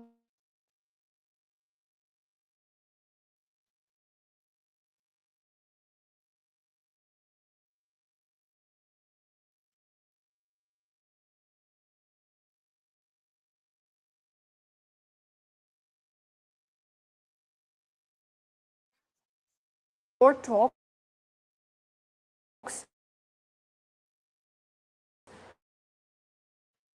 with the US suggesting that they have burned their fingers before.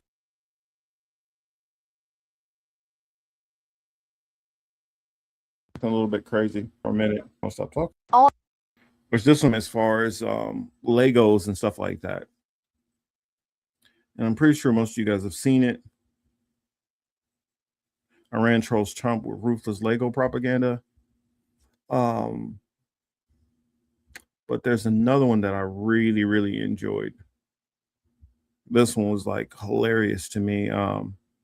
And I don't know who gets credit for putting it together. But came down with headaches, so I'm going to call night. Oh, well, glad you were here. Glad you were able to make it, Jackie, and good night. Hopefully your headache feels better. But this one right here is the Lego one, but there was another one that I saw. I'm gonna stop sharing that one. Hopefully this plays, because actually let me do something real quick and see if this helps.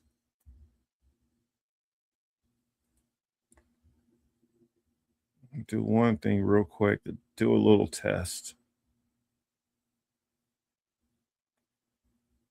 Okay, I should be good. All right, yeah, doing a little test before I share this other video. Okay. All right, I'll go ahead with the other video. And so this one, oh, that's right, I didn't share my screen. This one, you'll have to read the subtitles. My apologies.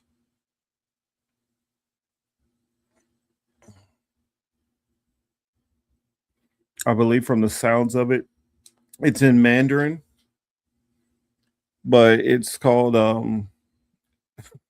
White Eagle Alliance versus the Persian Cats. And of course, the White Eagle Alliance would be America and its allies, and the Persian Cats would be the Iranians, of course. So let me share this. 流经谷乃天下咽喉，这古道之下埋着天下至宝玄铁锤，铸刀炼药生火续命，样样。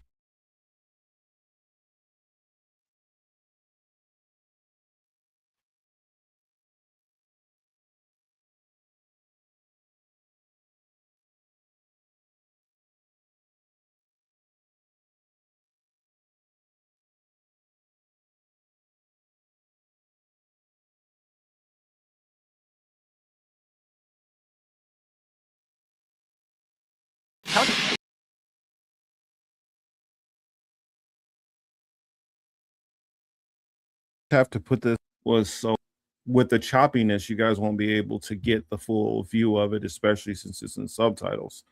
I don't know how many people saw this video already. So you guys have already seen this, and I won't show it to you. But it's the White Eagle Alliance versus the Persian Cats.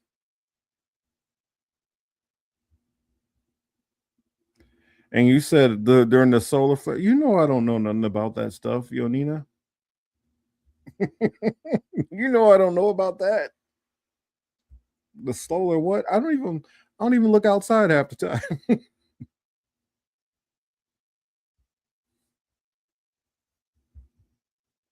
All right, so see, I let it sit for a little while. Let's see if it'll play.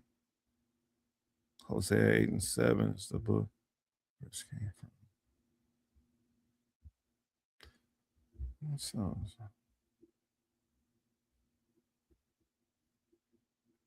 let's see. Hopefully this will play, because this one is so funny.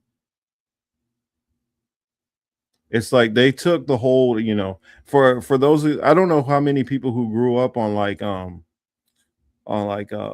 kung fu theater and stuff like that, and watching those old Golden Harvest flicks and stuff like that back in the they're from like 60s, 70s, 80s.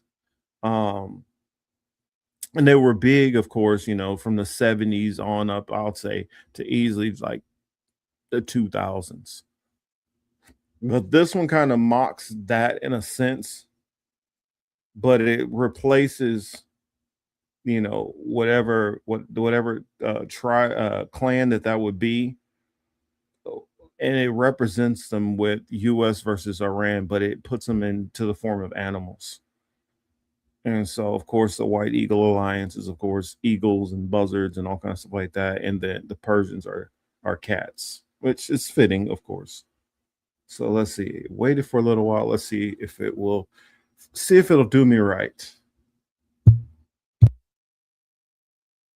流金谷乃天下咽喉，这古道之下埋着天下至宝玄铁髓，铸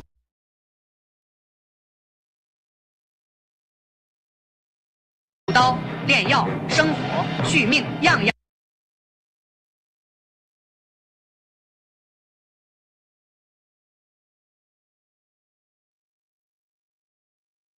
离不开它。而白鹰盟立了一条铁规。 买髓只收白鹰金票，控住了髓，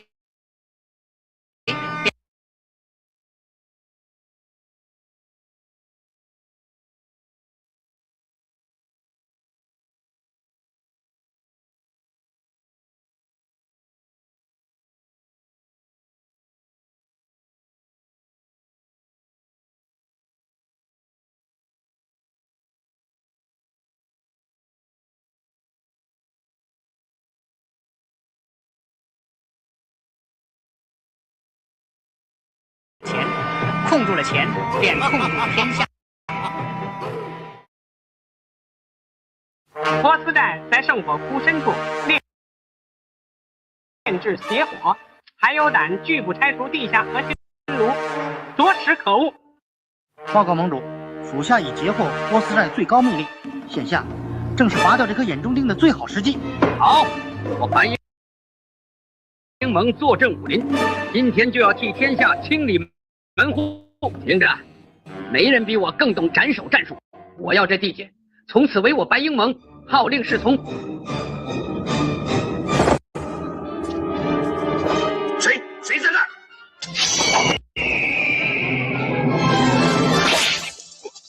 白鹰盟，你们！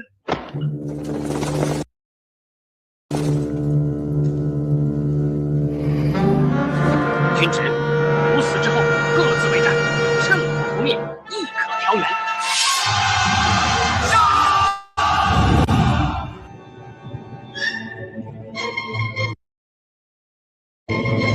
不应该老寨主已死，波斯寨群龙无首，早就该乱作一团。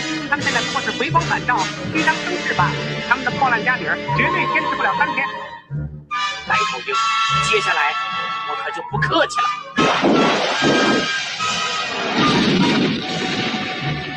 报，波斯盟疯了，放了一堆破木板做的木筏，破铜烂铁，何足道哉？把我们的防空金圈全给他们打下来，一只苍蝇都不准飞进来。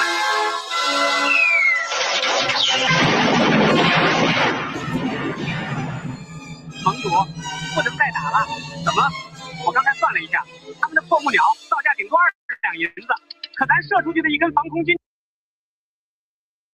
枝造价数百两啊！这不是打仗，是拿银库喂狗啊！你闭嘴！堂堂白鹰盟，岂能被几只破木头吓住？继续射，射到他没有木头为止。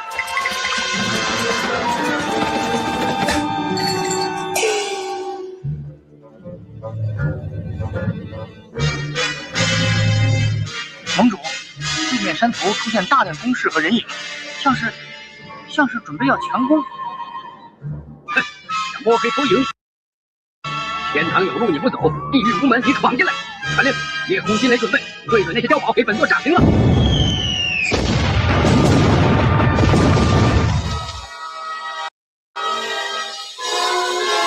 就挣12枚军粮，8400两，炸了一堆稻草人。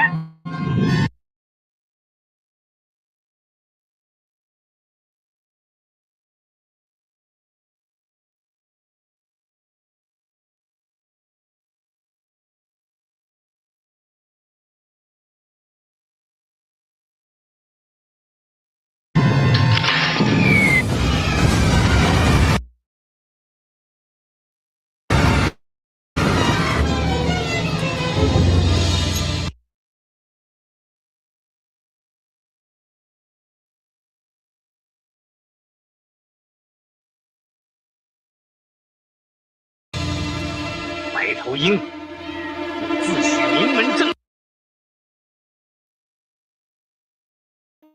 志同，下此毒手。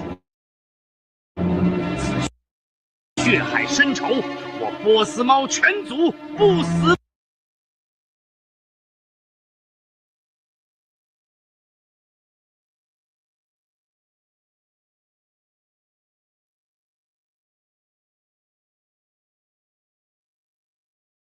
不休。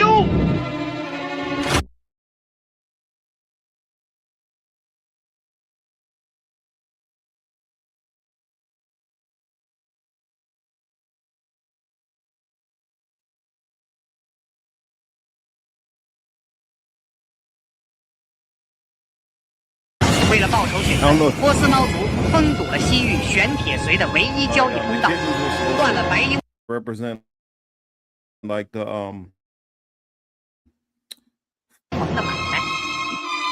波斯猫 girls 疯 school that got bombed. 这是与天下所有生灵为敌。商会的各位，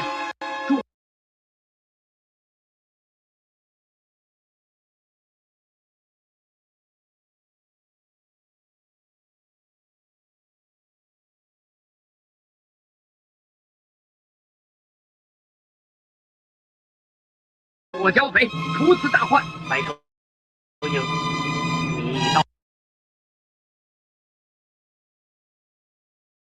再快又如何？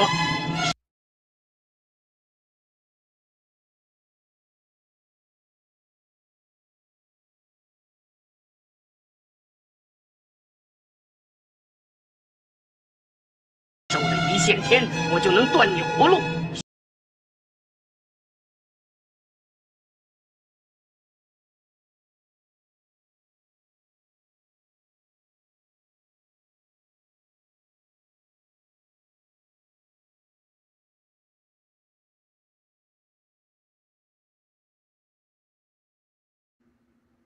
Goodness, my mic even keeps cutting in and out.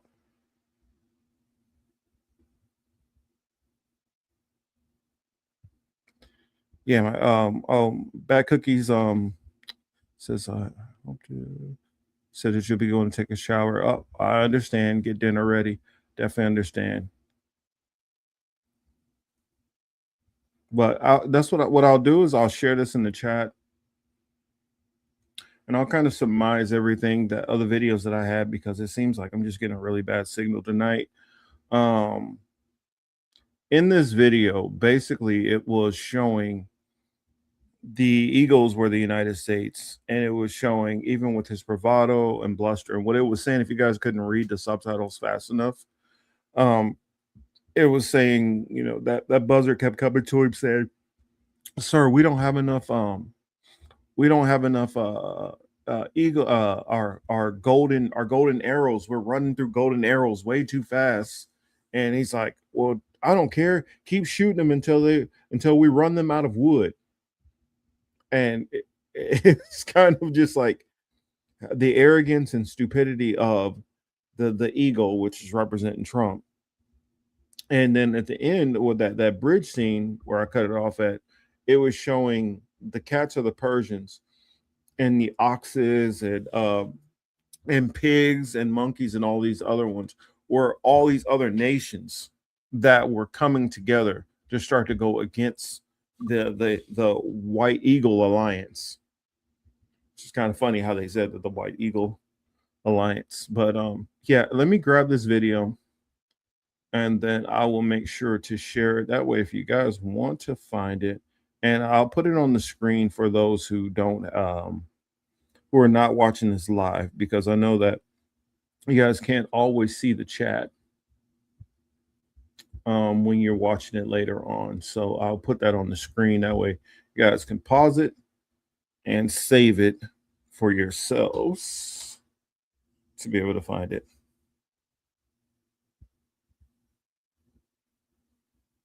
So let me stop sharing that one. And then here I'm putting the link on the screen for you now. So that is the link to, you know, the was it the White Eagle Alliance versus the Persian Cats. Ooh, excuse me. And so that was all the videos I had on the whole Iranian stuff. I'm just kind of waiting to see what's going to happen with the situation as they keep mounting more and more troops. I don't think they're mounting troops for no reason. They keep fainting like they're going to go for Kharg Island. I don't know if they will do that. They keep talking about that they're going to go after, you know, if they go after Kharg Island and they take it, and I'm just saying we're about to see a massive escalation. And the whole plan, well, we have a deal, we don't have a deal, all that whole facade is gonna fall apart, because it won't be believable when you see the escalations continuously go on. I don't know why the stock market is taking Trump serious that he's talking to somebody. I mean, I highly believe that he's just lying, and he's used to being able to lie his way out of things. And this is a situation he's not going to be able to lie himself out of. So, I don't know. It looks interesting where it's going to go. So I'll take this down off the screen. This was, you know, again, the Persian Cats and the White Alliance, White Eagle Alliance. And then I definitely I had another video that I'll show. I wanted to show that I say look it up. They made another one. It's called the Iran War movie, and they basically CGI'd Liam Neeson. Liam Neeson as Donald Trump. They have Paul Giamatti playing Netanyahu. Who else do they have? They had Rob Lowe as Pete Hegseth, and Jack Black as JD Vance. Who else did they have in there? For the Ayatollah and his son, they had what's his name? Ian, the guy who played Magneto. They have him as the Ayatollah, and then as his son, they have Jake Gyllenhaal. I got the feeling I'm blanking on somebody else that they had in there, but oh my gosh, it was so hilarious. Definitely recommend you guys check that one out. But on that note, I guess I wanted to touch on Cuba for just a little bit. It's looking pretty bad there, but hopefully there might be help that's on the way. I think I read somewhere that I believe Russia or China, one of them are supposedly bringing oil to try to help.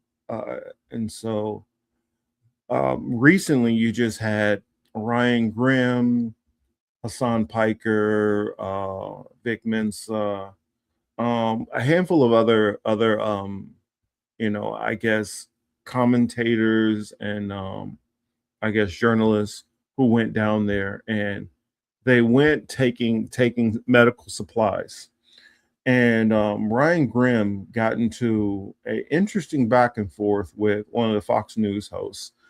And he basically brought up, like, why are Americans so concerned with what the hell that country does, whether they decide to be Cuban, whether I mean not Cuban, but whether they decide to be communist, whether they decide to be a dictatorship. Why are we so invested in what they do?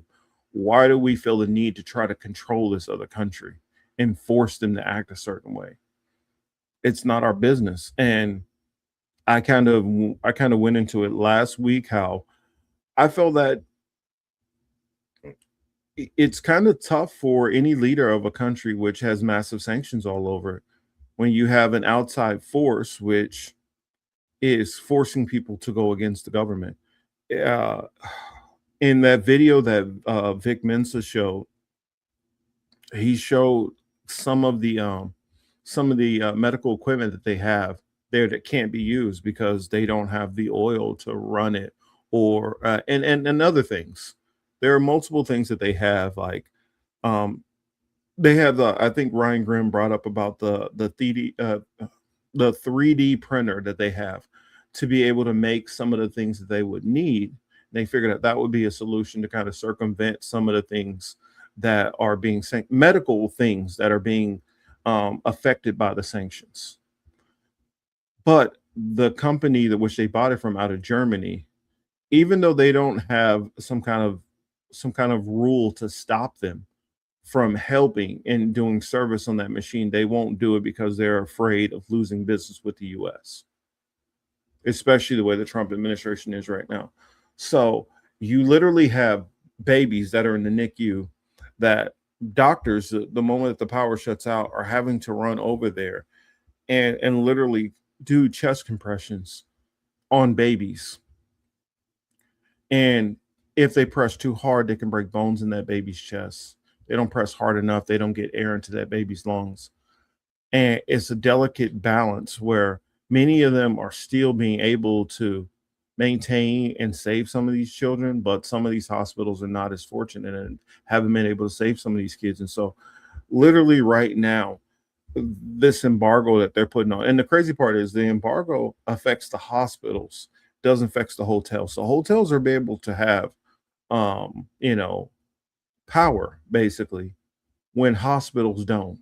And this is part of some of the evil, evil stuff that the Trump administration is doing. I put this on Marco Rubio mainly. And he's just a disgusting individual that he would do this to, fellow Cubanos, all because he wants capitalism in that country.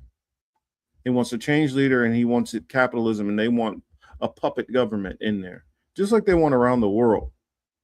And it's like America don't have enough. I mean, America is one of the richest nations ever to existed and have plenty of wealth inside the country. But what we have is not enough. They still feel the need to go take from others or bully others or feel they need to control others. And it's just like, I don't get what this level of immense, intense greed comes from. This like lack of humanity that, our leaders show in this country. And it's disgusting. And I understand why it's tough for Americans to travel anywhere right now, because what our leadership has done makes the world hate us.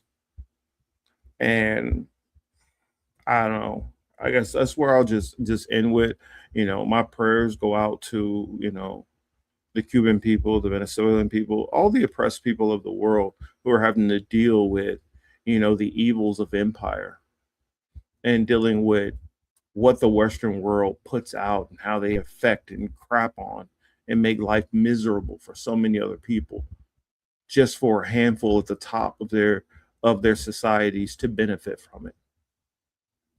So yeah, it does. It definitely does. So that's where I am at the end of that note. I really wanted to go into the videos on some of these other things, so we can get a little laugh after going through some of that more rougher information. I mean, I watched a video the other day on Pierce Morgan where Naftali Bennett was getting drilled about why Gaza, 75% of it's been leveled. But that's the reason I wanted to wrap up with something kind of a little bit more on the brighter side. With this Druski and Erika Kirk. Now, there's been a lot of people who have said, oh, Erika Kirk put out a cease and desist and this and that. And it's come out that like Erika Kirk has been silent on this in her defense. Although I wouldn't be surprised if she is fuming behind the scenes. And they said, oh, Druski's responded. Druski hasn't responded at all. Neither one have said anything. Which Druski didn't say anything when the pastor was all ticked off either. And Druski ticks off people all the time.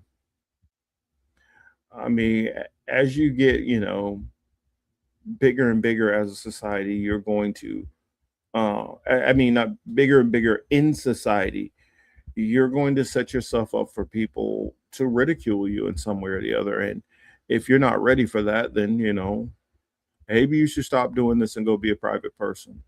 I mean, I've already come to the conclusion if I ever became big, they're going to make fun of things about me, and it'll just be it'll be what it is, whether I like it or I think it's funny or whether I, have to just like ignore it.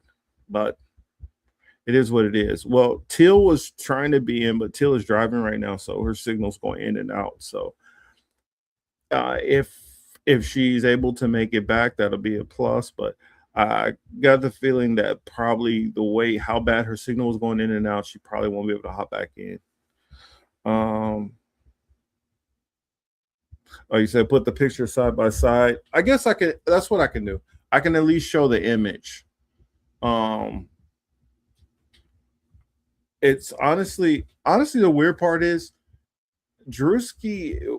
Well, with the eyes and the hair combo, it is kind of Erika Kirk, but he's actually built more like that Florida politician. Because I saw somebody on there, was it Covey that I follow? And Covey was like, he's not laying off of him. Look at Druski still going, which that's kind of messed up. You say that this woman looked like Druski and Erika Kirk drag, basically. Which I'll show that politician also. That way you can see it. But let's see, images.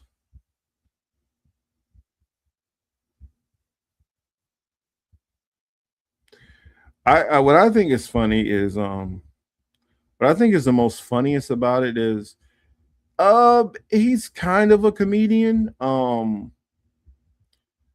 He kind of does more parodies of people, and the parody itself is where the humor comes in. I don't know if he's like stand-up comedy funny. I don't think I've ever seen him do that. But yeah, here's the side by side. Which I think if he looking at the side by side, he probably should have went for more of a tan to capture Erika Kirk a little bit better. This is the pantsuit outfit,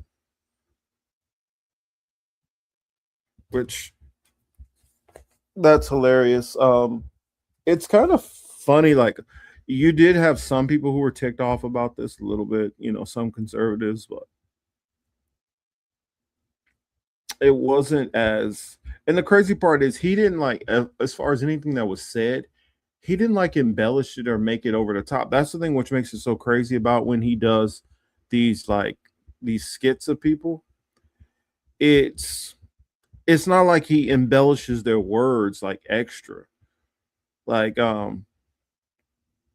said this with I can't remember. I said this with somebody that I was talking to. I said, what would have made it better? The only thing I felt he was missing, the part when she was like, and we need to protect our males, and especially our white male men. I was like, he should have just had a white male man come through at the same time and be like, huh, me? That would have, for me, it would have nailed it. Like I think it's just kind of funny for the shock value. For me, I would say like his NASCAR one was probably his funniest to me, and the pastor. Those two were the funniest. But I get it. Sometimes the one which is the funniest one, or the one which is like the most like well done, isn't the one that always hits.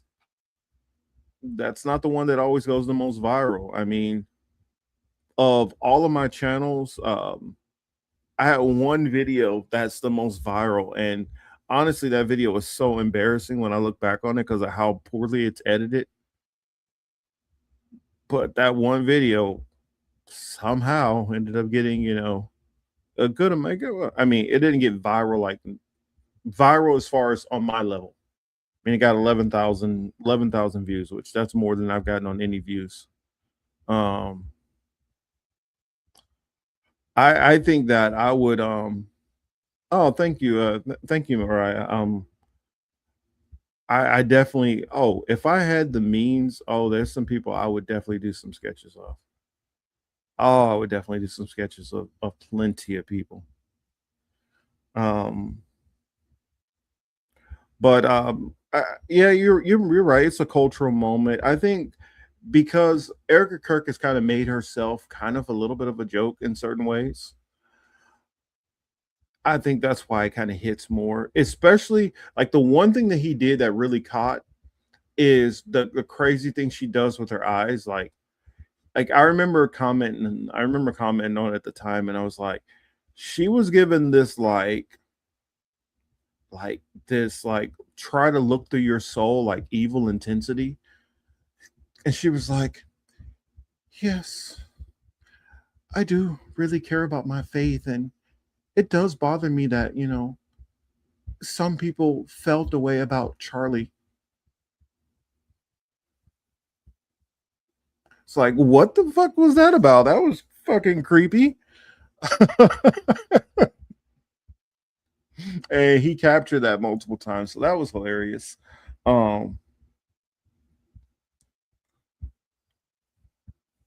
We gotta recruit some players. Let's see. But yeah, I guess since my signal's not being the greatest right now, I'm not gonna push my luck and play the skits. Man, that means I can't play the Cash Patel one either.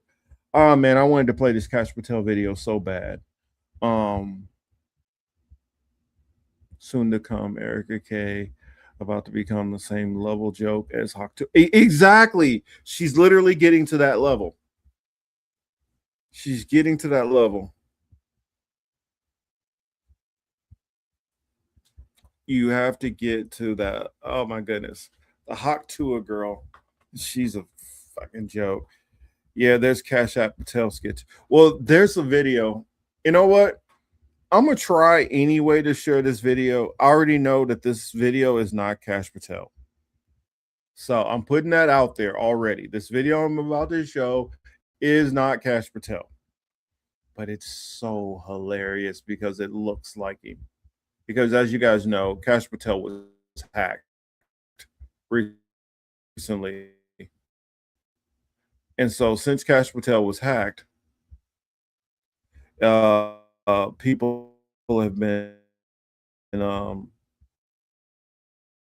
these people rushed to get their videos out, to try to go viral and try to get some extra clicks. And where the heck is that video at? And there's a video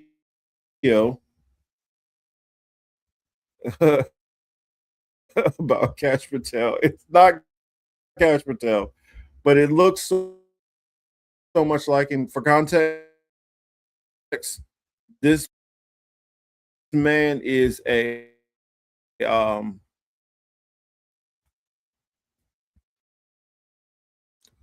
this man, I guess what was going on was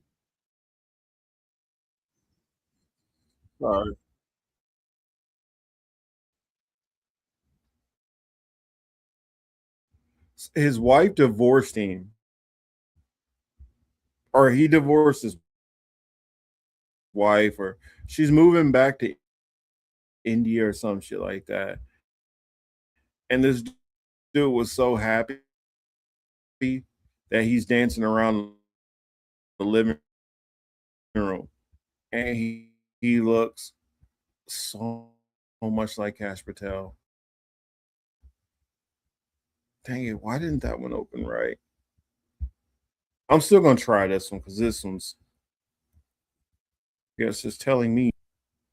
I guess I'm already. All right. Figure if I can't show y'all the Druski, let me stop the Erika Kirk.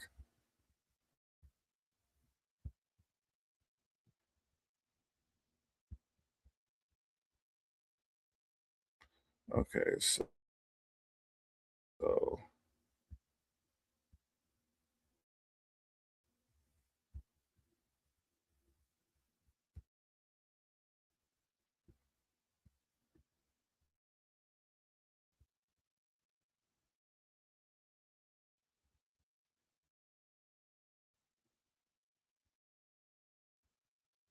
let's hop back over there.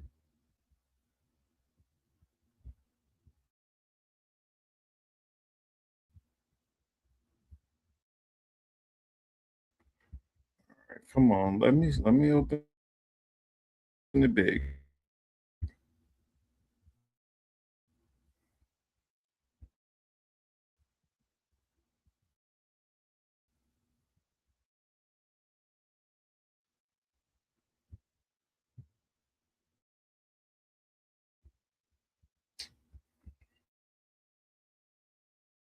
I guess it's not gonna let me show this one either.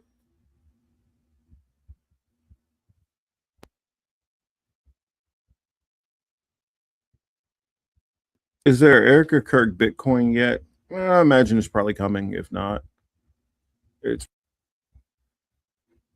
I mean, since there's a Trump one, I would assume that at Toilet Paper USA or they're not the.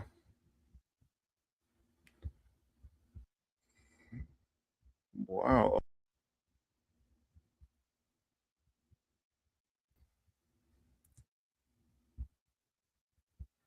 So, let's see, was it?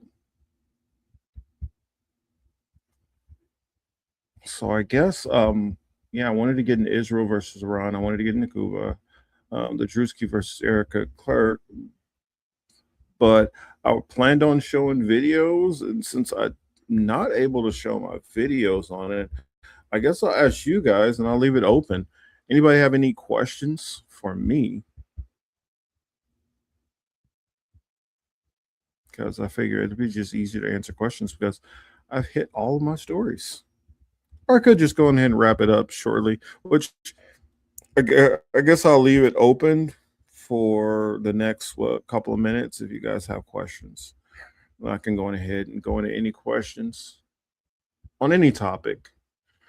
And then if not, I'll go ahead and wrap this up. Go back through the chat, see if there's anything I missed. Believe it or not, Mariah, I used to do quite a bit of acting in high school for theater. And I used to do a lot of ad libbing. Will you go on vacation this summer? Yes. In fact, well, it's isn't vacation, but next week, I'll probably be going to Mexico and try to get my mouth fixed before everything goes crazy. Says, could the cell phone stream be putting a strain on your internet signal? That's the weird thing about it. My stream is showing fine. Stream is showing fine.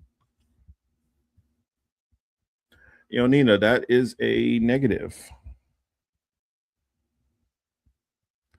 That is a negative. Cool. You did it in college. What do you think about raising the enlistment age to 42? I think that's old for private. Hell yeah, that's old for a private. Um, I think what it is it's an attempt to cover over the fact that they're not getting the numbers. And just so I'm fair, the recruitment thing has not only been a problem under Trump. In the Biden years, Biden was having the recruitment numbers were not very good under Biden, and the retention numbers weren't good. So you had a lot of people who were doing their four and getting right out.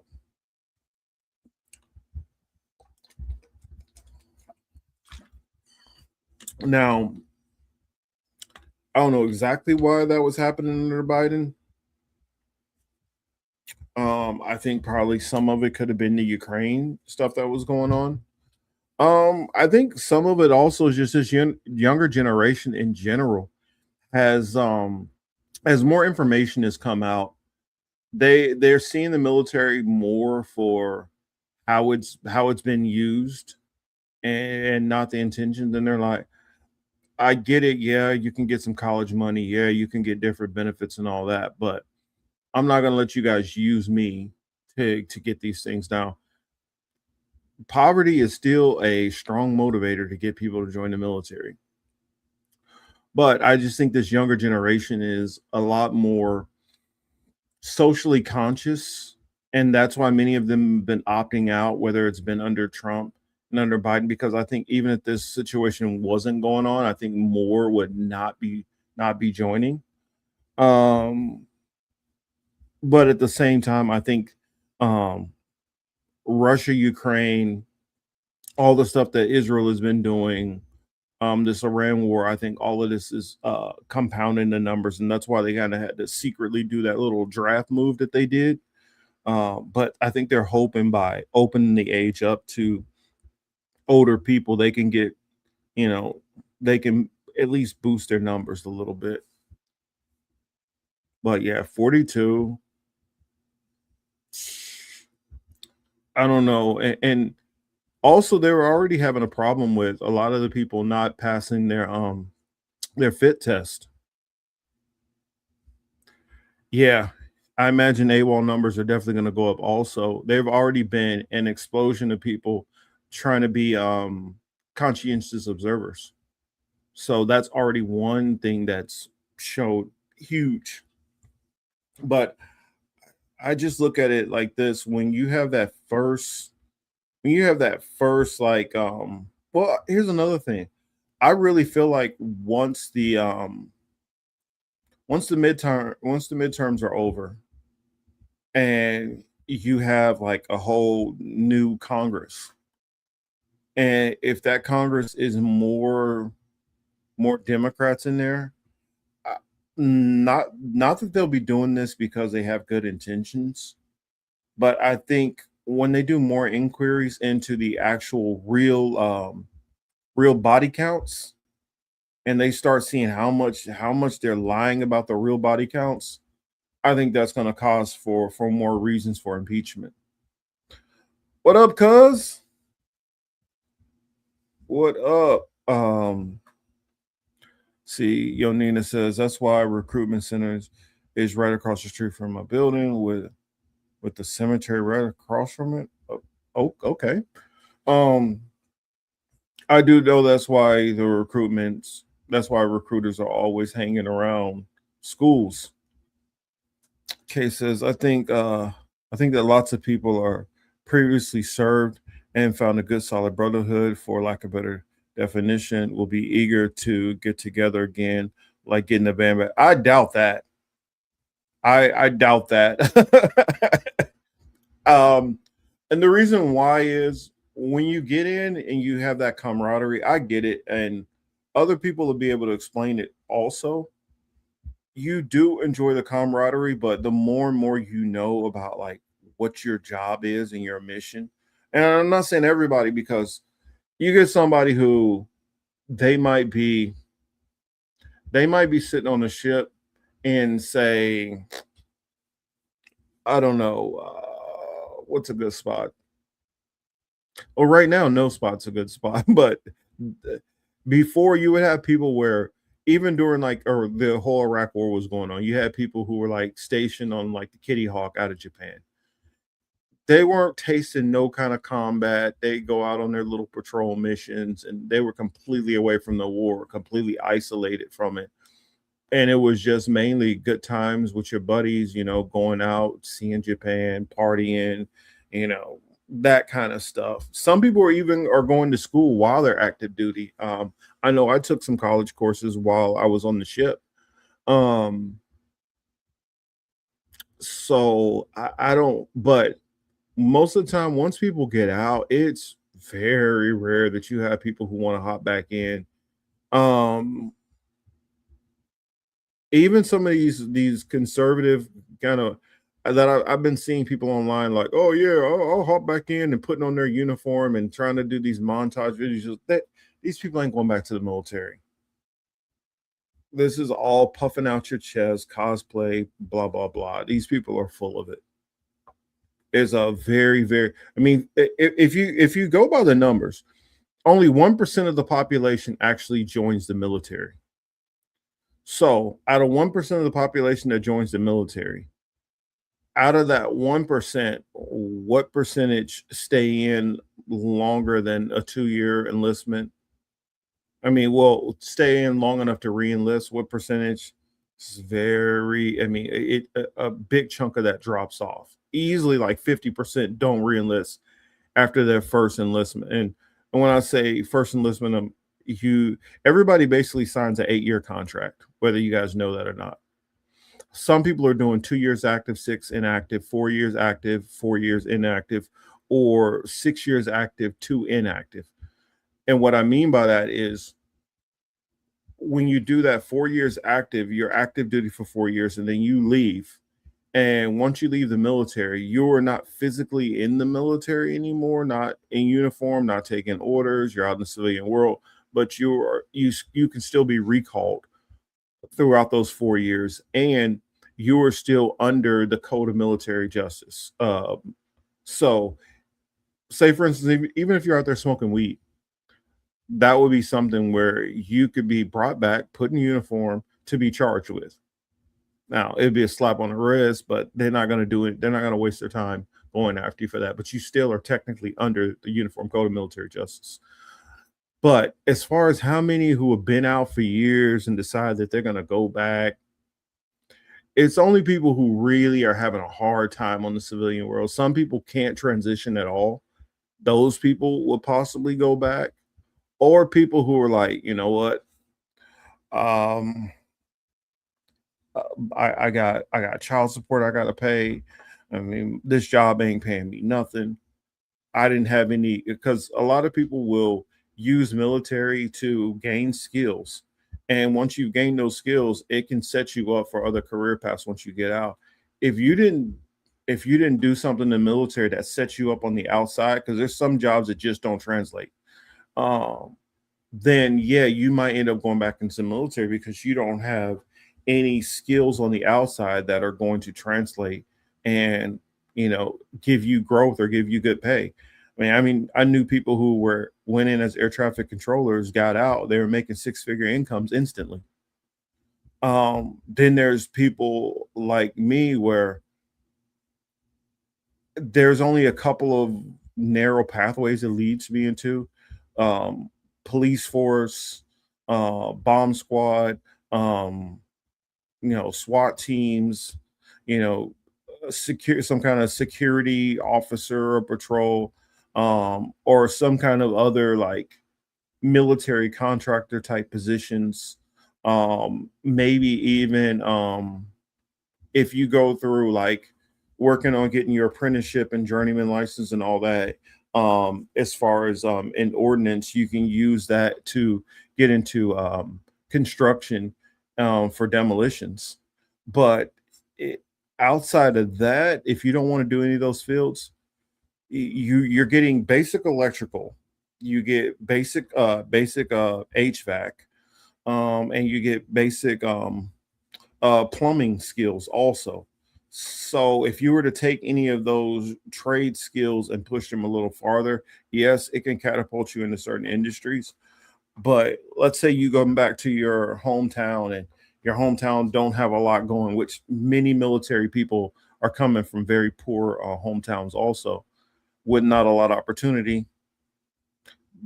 Unless they move somewhere else, it might be hard for them to be able to do anything in that hometown. So that person may go back to the military. But if you move to a bigger city, a Chicago, a Houston, a New York, maybe a New Orleans, New York, LA, or you're right outside of a base, that's the few ways where you can utilize those skills for some people. Some people go into like the legal field, and yeah, that sets you up to be a paralegal right off the bat. You can transition that into law school with the money you have, but There's a lot of fields of people who go into the military and they can't do jack with it once they get out, i.e., like an infantryman. You go in as infantry, is not much you can do once you get out, but like being a cop. And if you don't want to be a cop, kind of shit out of luck is options. But there's a lot of fields like that. And then there's those fields where I had a friend who was a photographer. All they did was show up to like banquets and stuff like that and take pictures and dress in their like they're issued a uniform which I've never even worn. Like you have like a special what is it called? Special ceremony or ceremonial dress. John, you know what I'm talking about? Where it's only for people who are going to like banquets and stuff.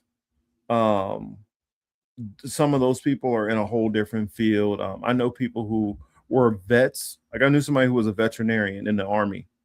All they did was work on, service members' animals. So the military is so wide with career choices that some of these people will never ever touch military. So yeah, for them getting out, getting back in, that's more feasible. But if you had anything to do with like war and all that, even if you had that camaraderie with the buddies, that is not enough to bring you back.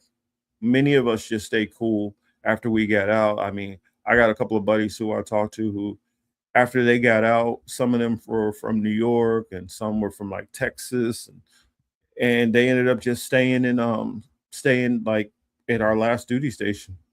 Like so many of them, like my buddies where I was in the military with, they ended up just staying like in Jacksonville, even though they're originally from like Brooklyn or the Bronx or from like one of my buddies, we literally called him, his nickname was H Town because he's from Houston. Couple of buddies from California. And so I don't know any of the people I serve with that's looking at going back, but I mean, no, we didn't have cotillions in the military. No.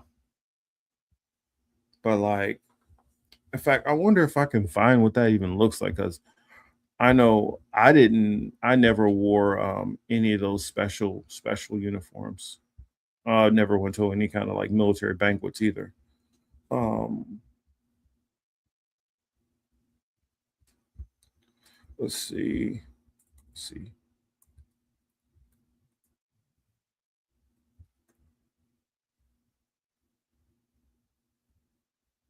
Naval ceremonial uniform.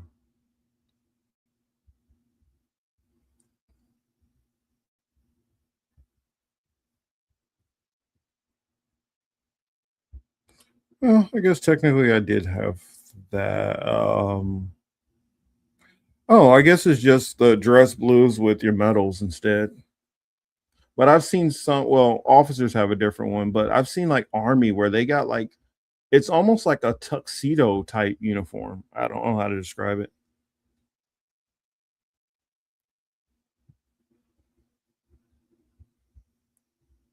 Well, the special uniforms I was talking about for like the ceremonial banquets is like they're like almost like tuxedos. Um the only people who I see that really have a special uniform is Fleet Marine Force. Fleet Marine Force are, because the Marine Corps doesn't have corpsmen. Um and corpsmen are like nurses in a sense. Some are almost to the level of like a RN, um and they'll be used as a field medic.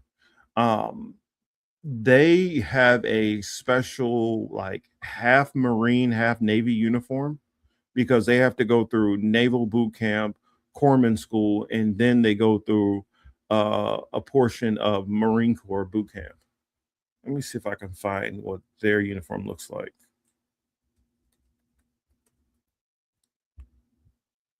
Fleet Marine Force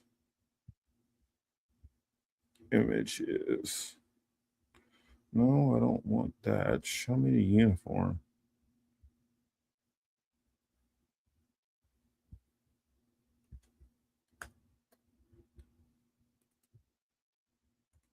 uniform. Let's see.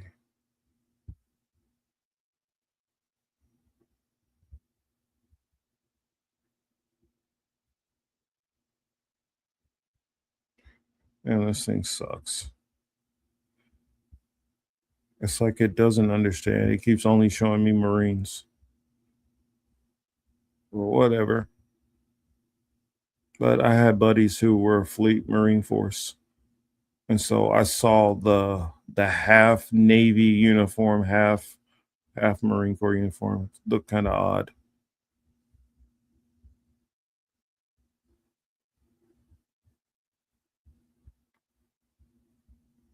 All right, but yeah, I guess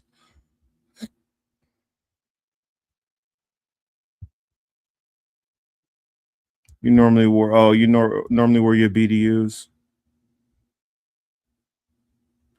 Like I wore my dress whites like a couple of times, and I hate the dress whites the most of any Navy uniform. Well, the enlisted version. Part of why I joined is I thought I would be an officer one day, and I get to rock the all white dress uniforms for officers, which I think those are actually pretty cool. I think those are actually pretty cool. Rondo, don't you start. I see you. Don't you start. But because the difference for those who don't understand when I'm talking about the naval whites for enlisted, it's the what we call Cracker Jacks.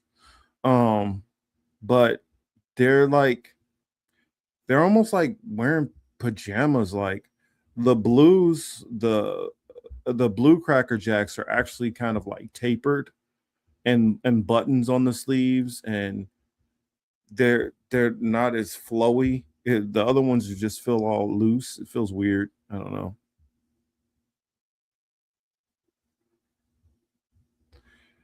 I'm trying to remember. Did they have bell bottoms?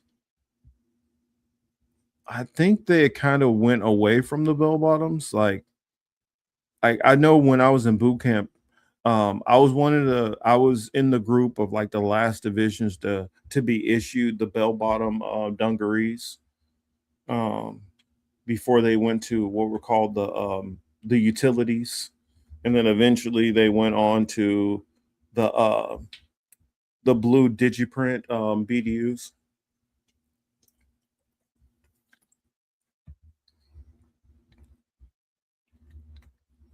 Oh Lord, I'm scared. You said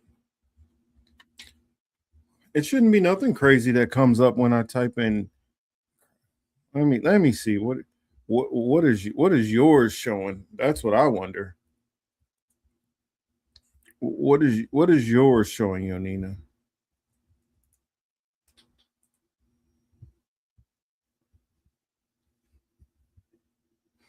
Yeah, I mean, mine just comes up with Cracker Jacks. Here, I'll show you what uniforms I see. It's the same ones I wore in the military.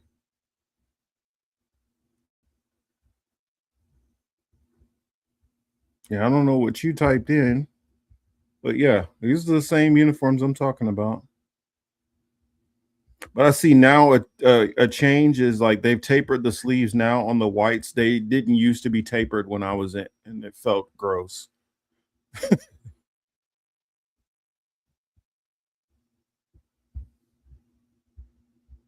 But yeah, these were like what my dress blues look like. Just these. Yeah, this one over here. This is what my original whites used to look like. See how they're all loose on the sleeves? I hated them damn uniforms. But it looked like they finally tapered them like these, which I can rock with those.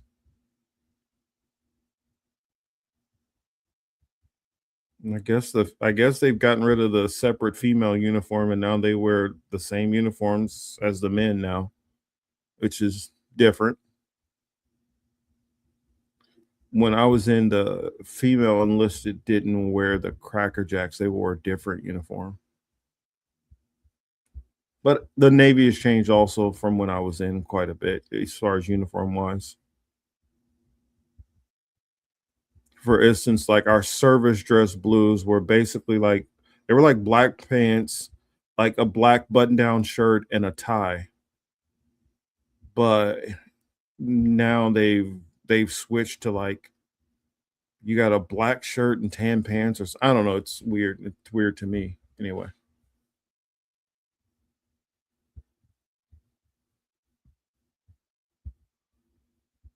No, we're the Marines are the jarheads. We're I guess you guys call us the squids.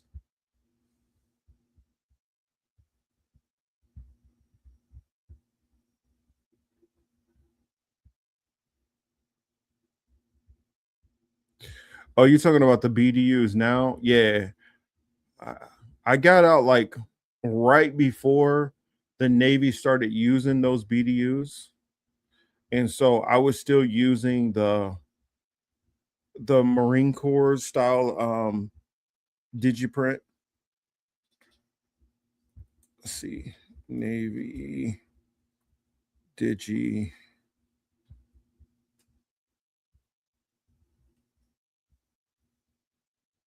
And so these that are here, these blue ones, I wasn't wearing those. I was wearing the green ones like that. The blue ones went into use Navy wide, like probably I want to say like 2 months after I got out.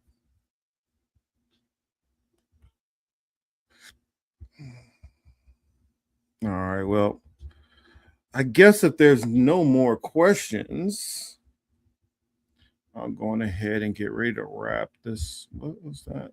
I get ready to wrap this up. Yeah, I tell everybody the one thing that you need to make sure to pay attention to coming up with this whole Israel, U.S., Iran. The main thing to pay attention to is if we strike. Well, for one, if we land troops, pay attention to that because we're about to see a massive escalation and things are going to be kicked into overdrive. If we see them attack any more oil refineries, and three, if we see them attack the desalinization plants, we see any of those three things, shit's about to get real fast. So on that note, I will leave it there. Much appreciation to everybody that came to drop in. I appreciate, love all of you out there. Hopefully you guys have a safe week. And if things do get crazy, make sure you guys start getting all the perishables that you need. I mean, not the non-perishables that you need. Start stocking up, get water.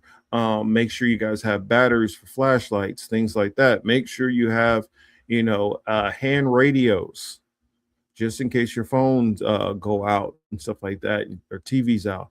Make sure you keep all those things. Another thing, make sure you have stuff for for water purification. That's something also. If you don't have stored water and you're not able to get back to your home and you're trapped somewhere else, you want to make sure that you could be able to still get water. I mean, if chaos ensues, you don't want to be the person who's scrambling in that situation. Yes, if you have solar powered capabilities of any kind, make sure you do that. And if you are living in a city, i.e., like myself, make sure you have where you're going to go if things hit the fan, because this is not the place you want to stay. Do not stay in the city. Get to your friends in rural areas. They are going to be your best friends. Let's see. Yeah, man, I can see now why China, Russia, and Iran are trying to be so diplomatic and cool with the U.S. I'm telling you, if they retaliation is going to be disastrous for everybody. Everybody in the world is going to feel it if we have a World War III.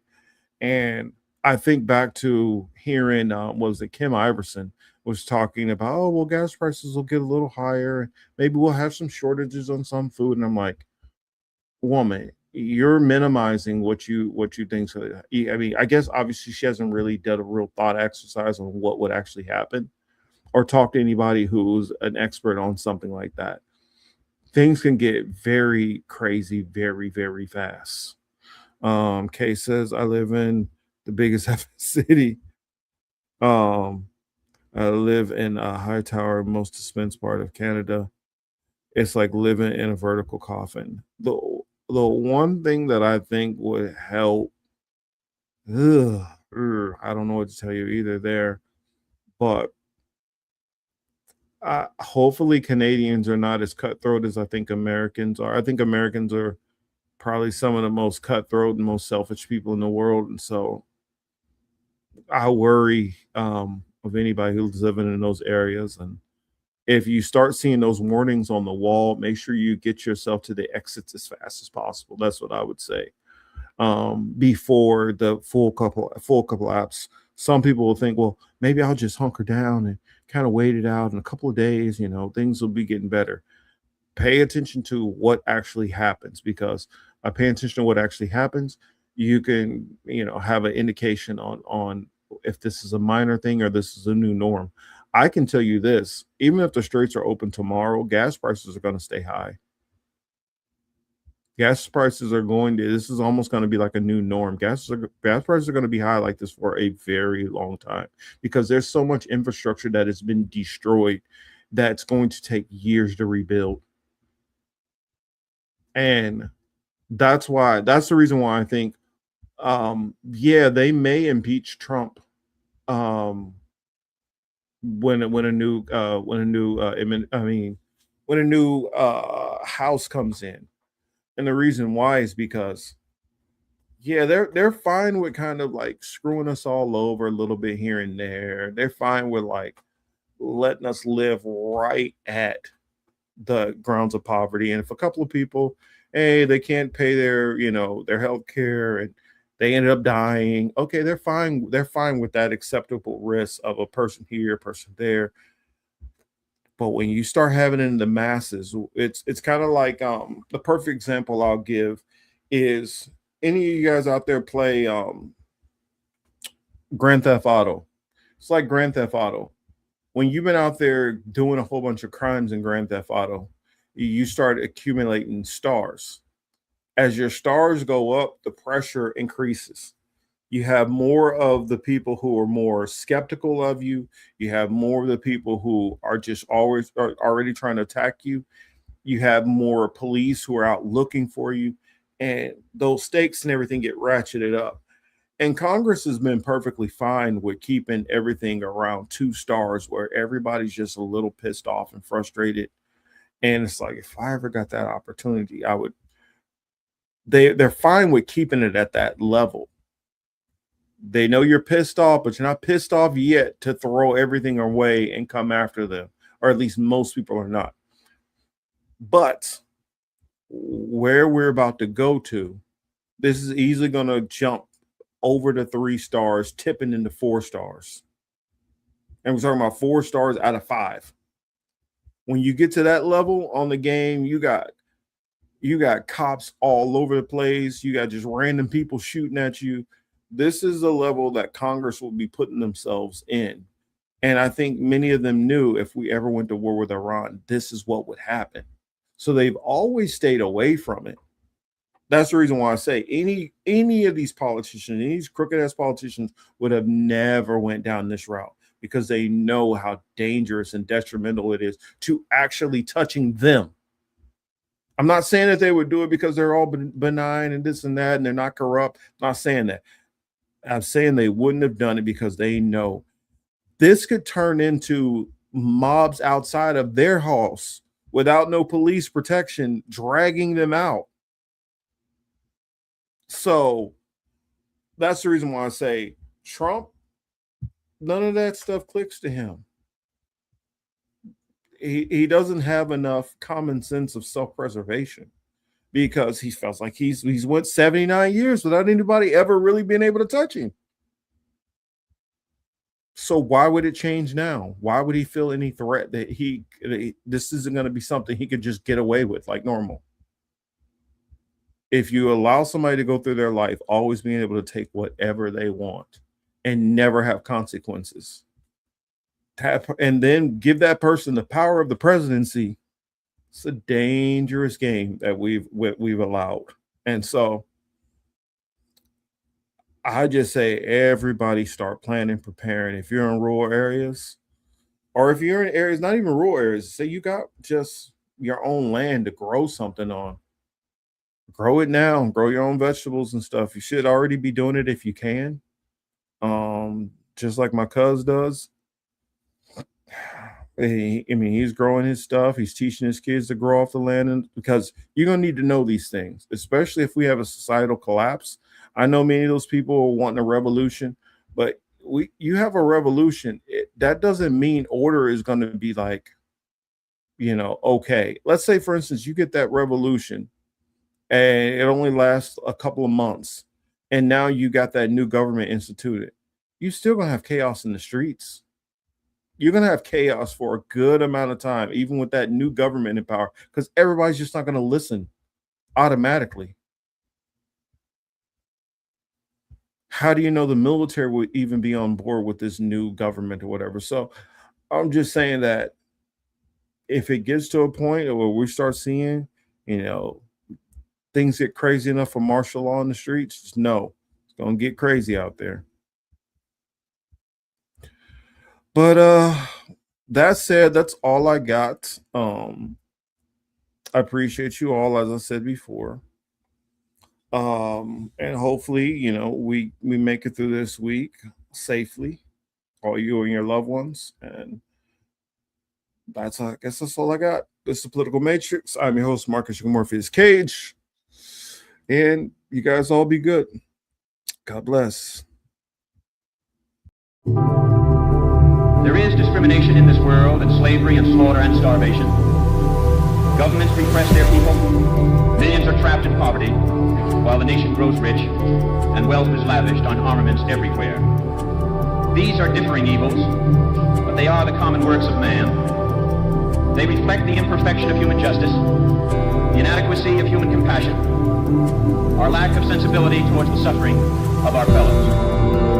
But we can perhaps remember, even if only for a time, those who live with us are our brothers, that they share with us the same short moment of life, that they seek as we do,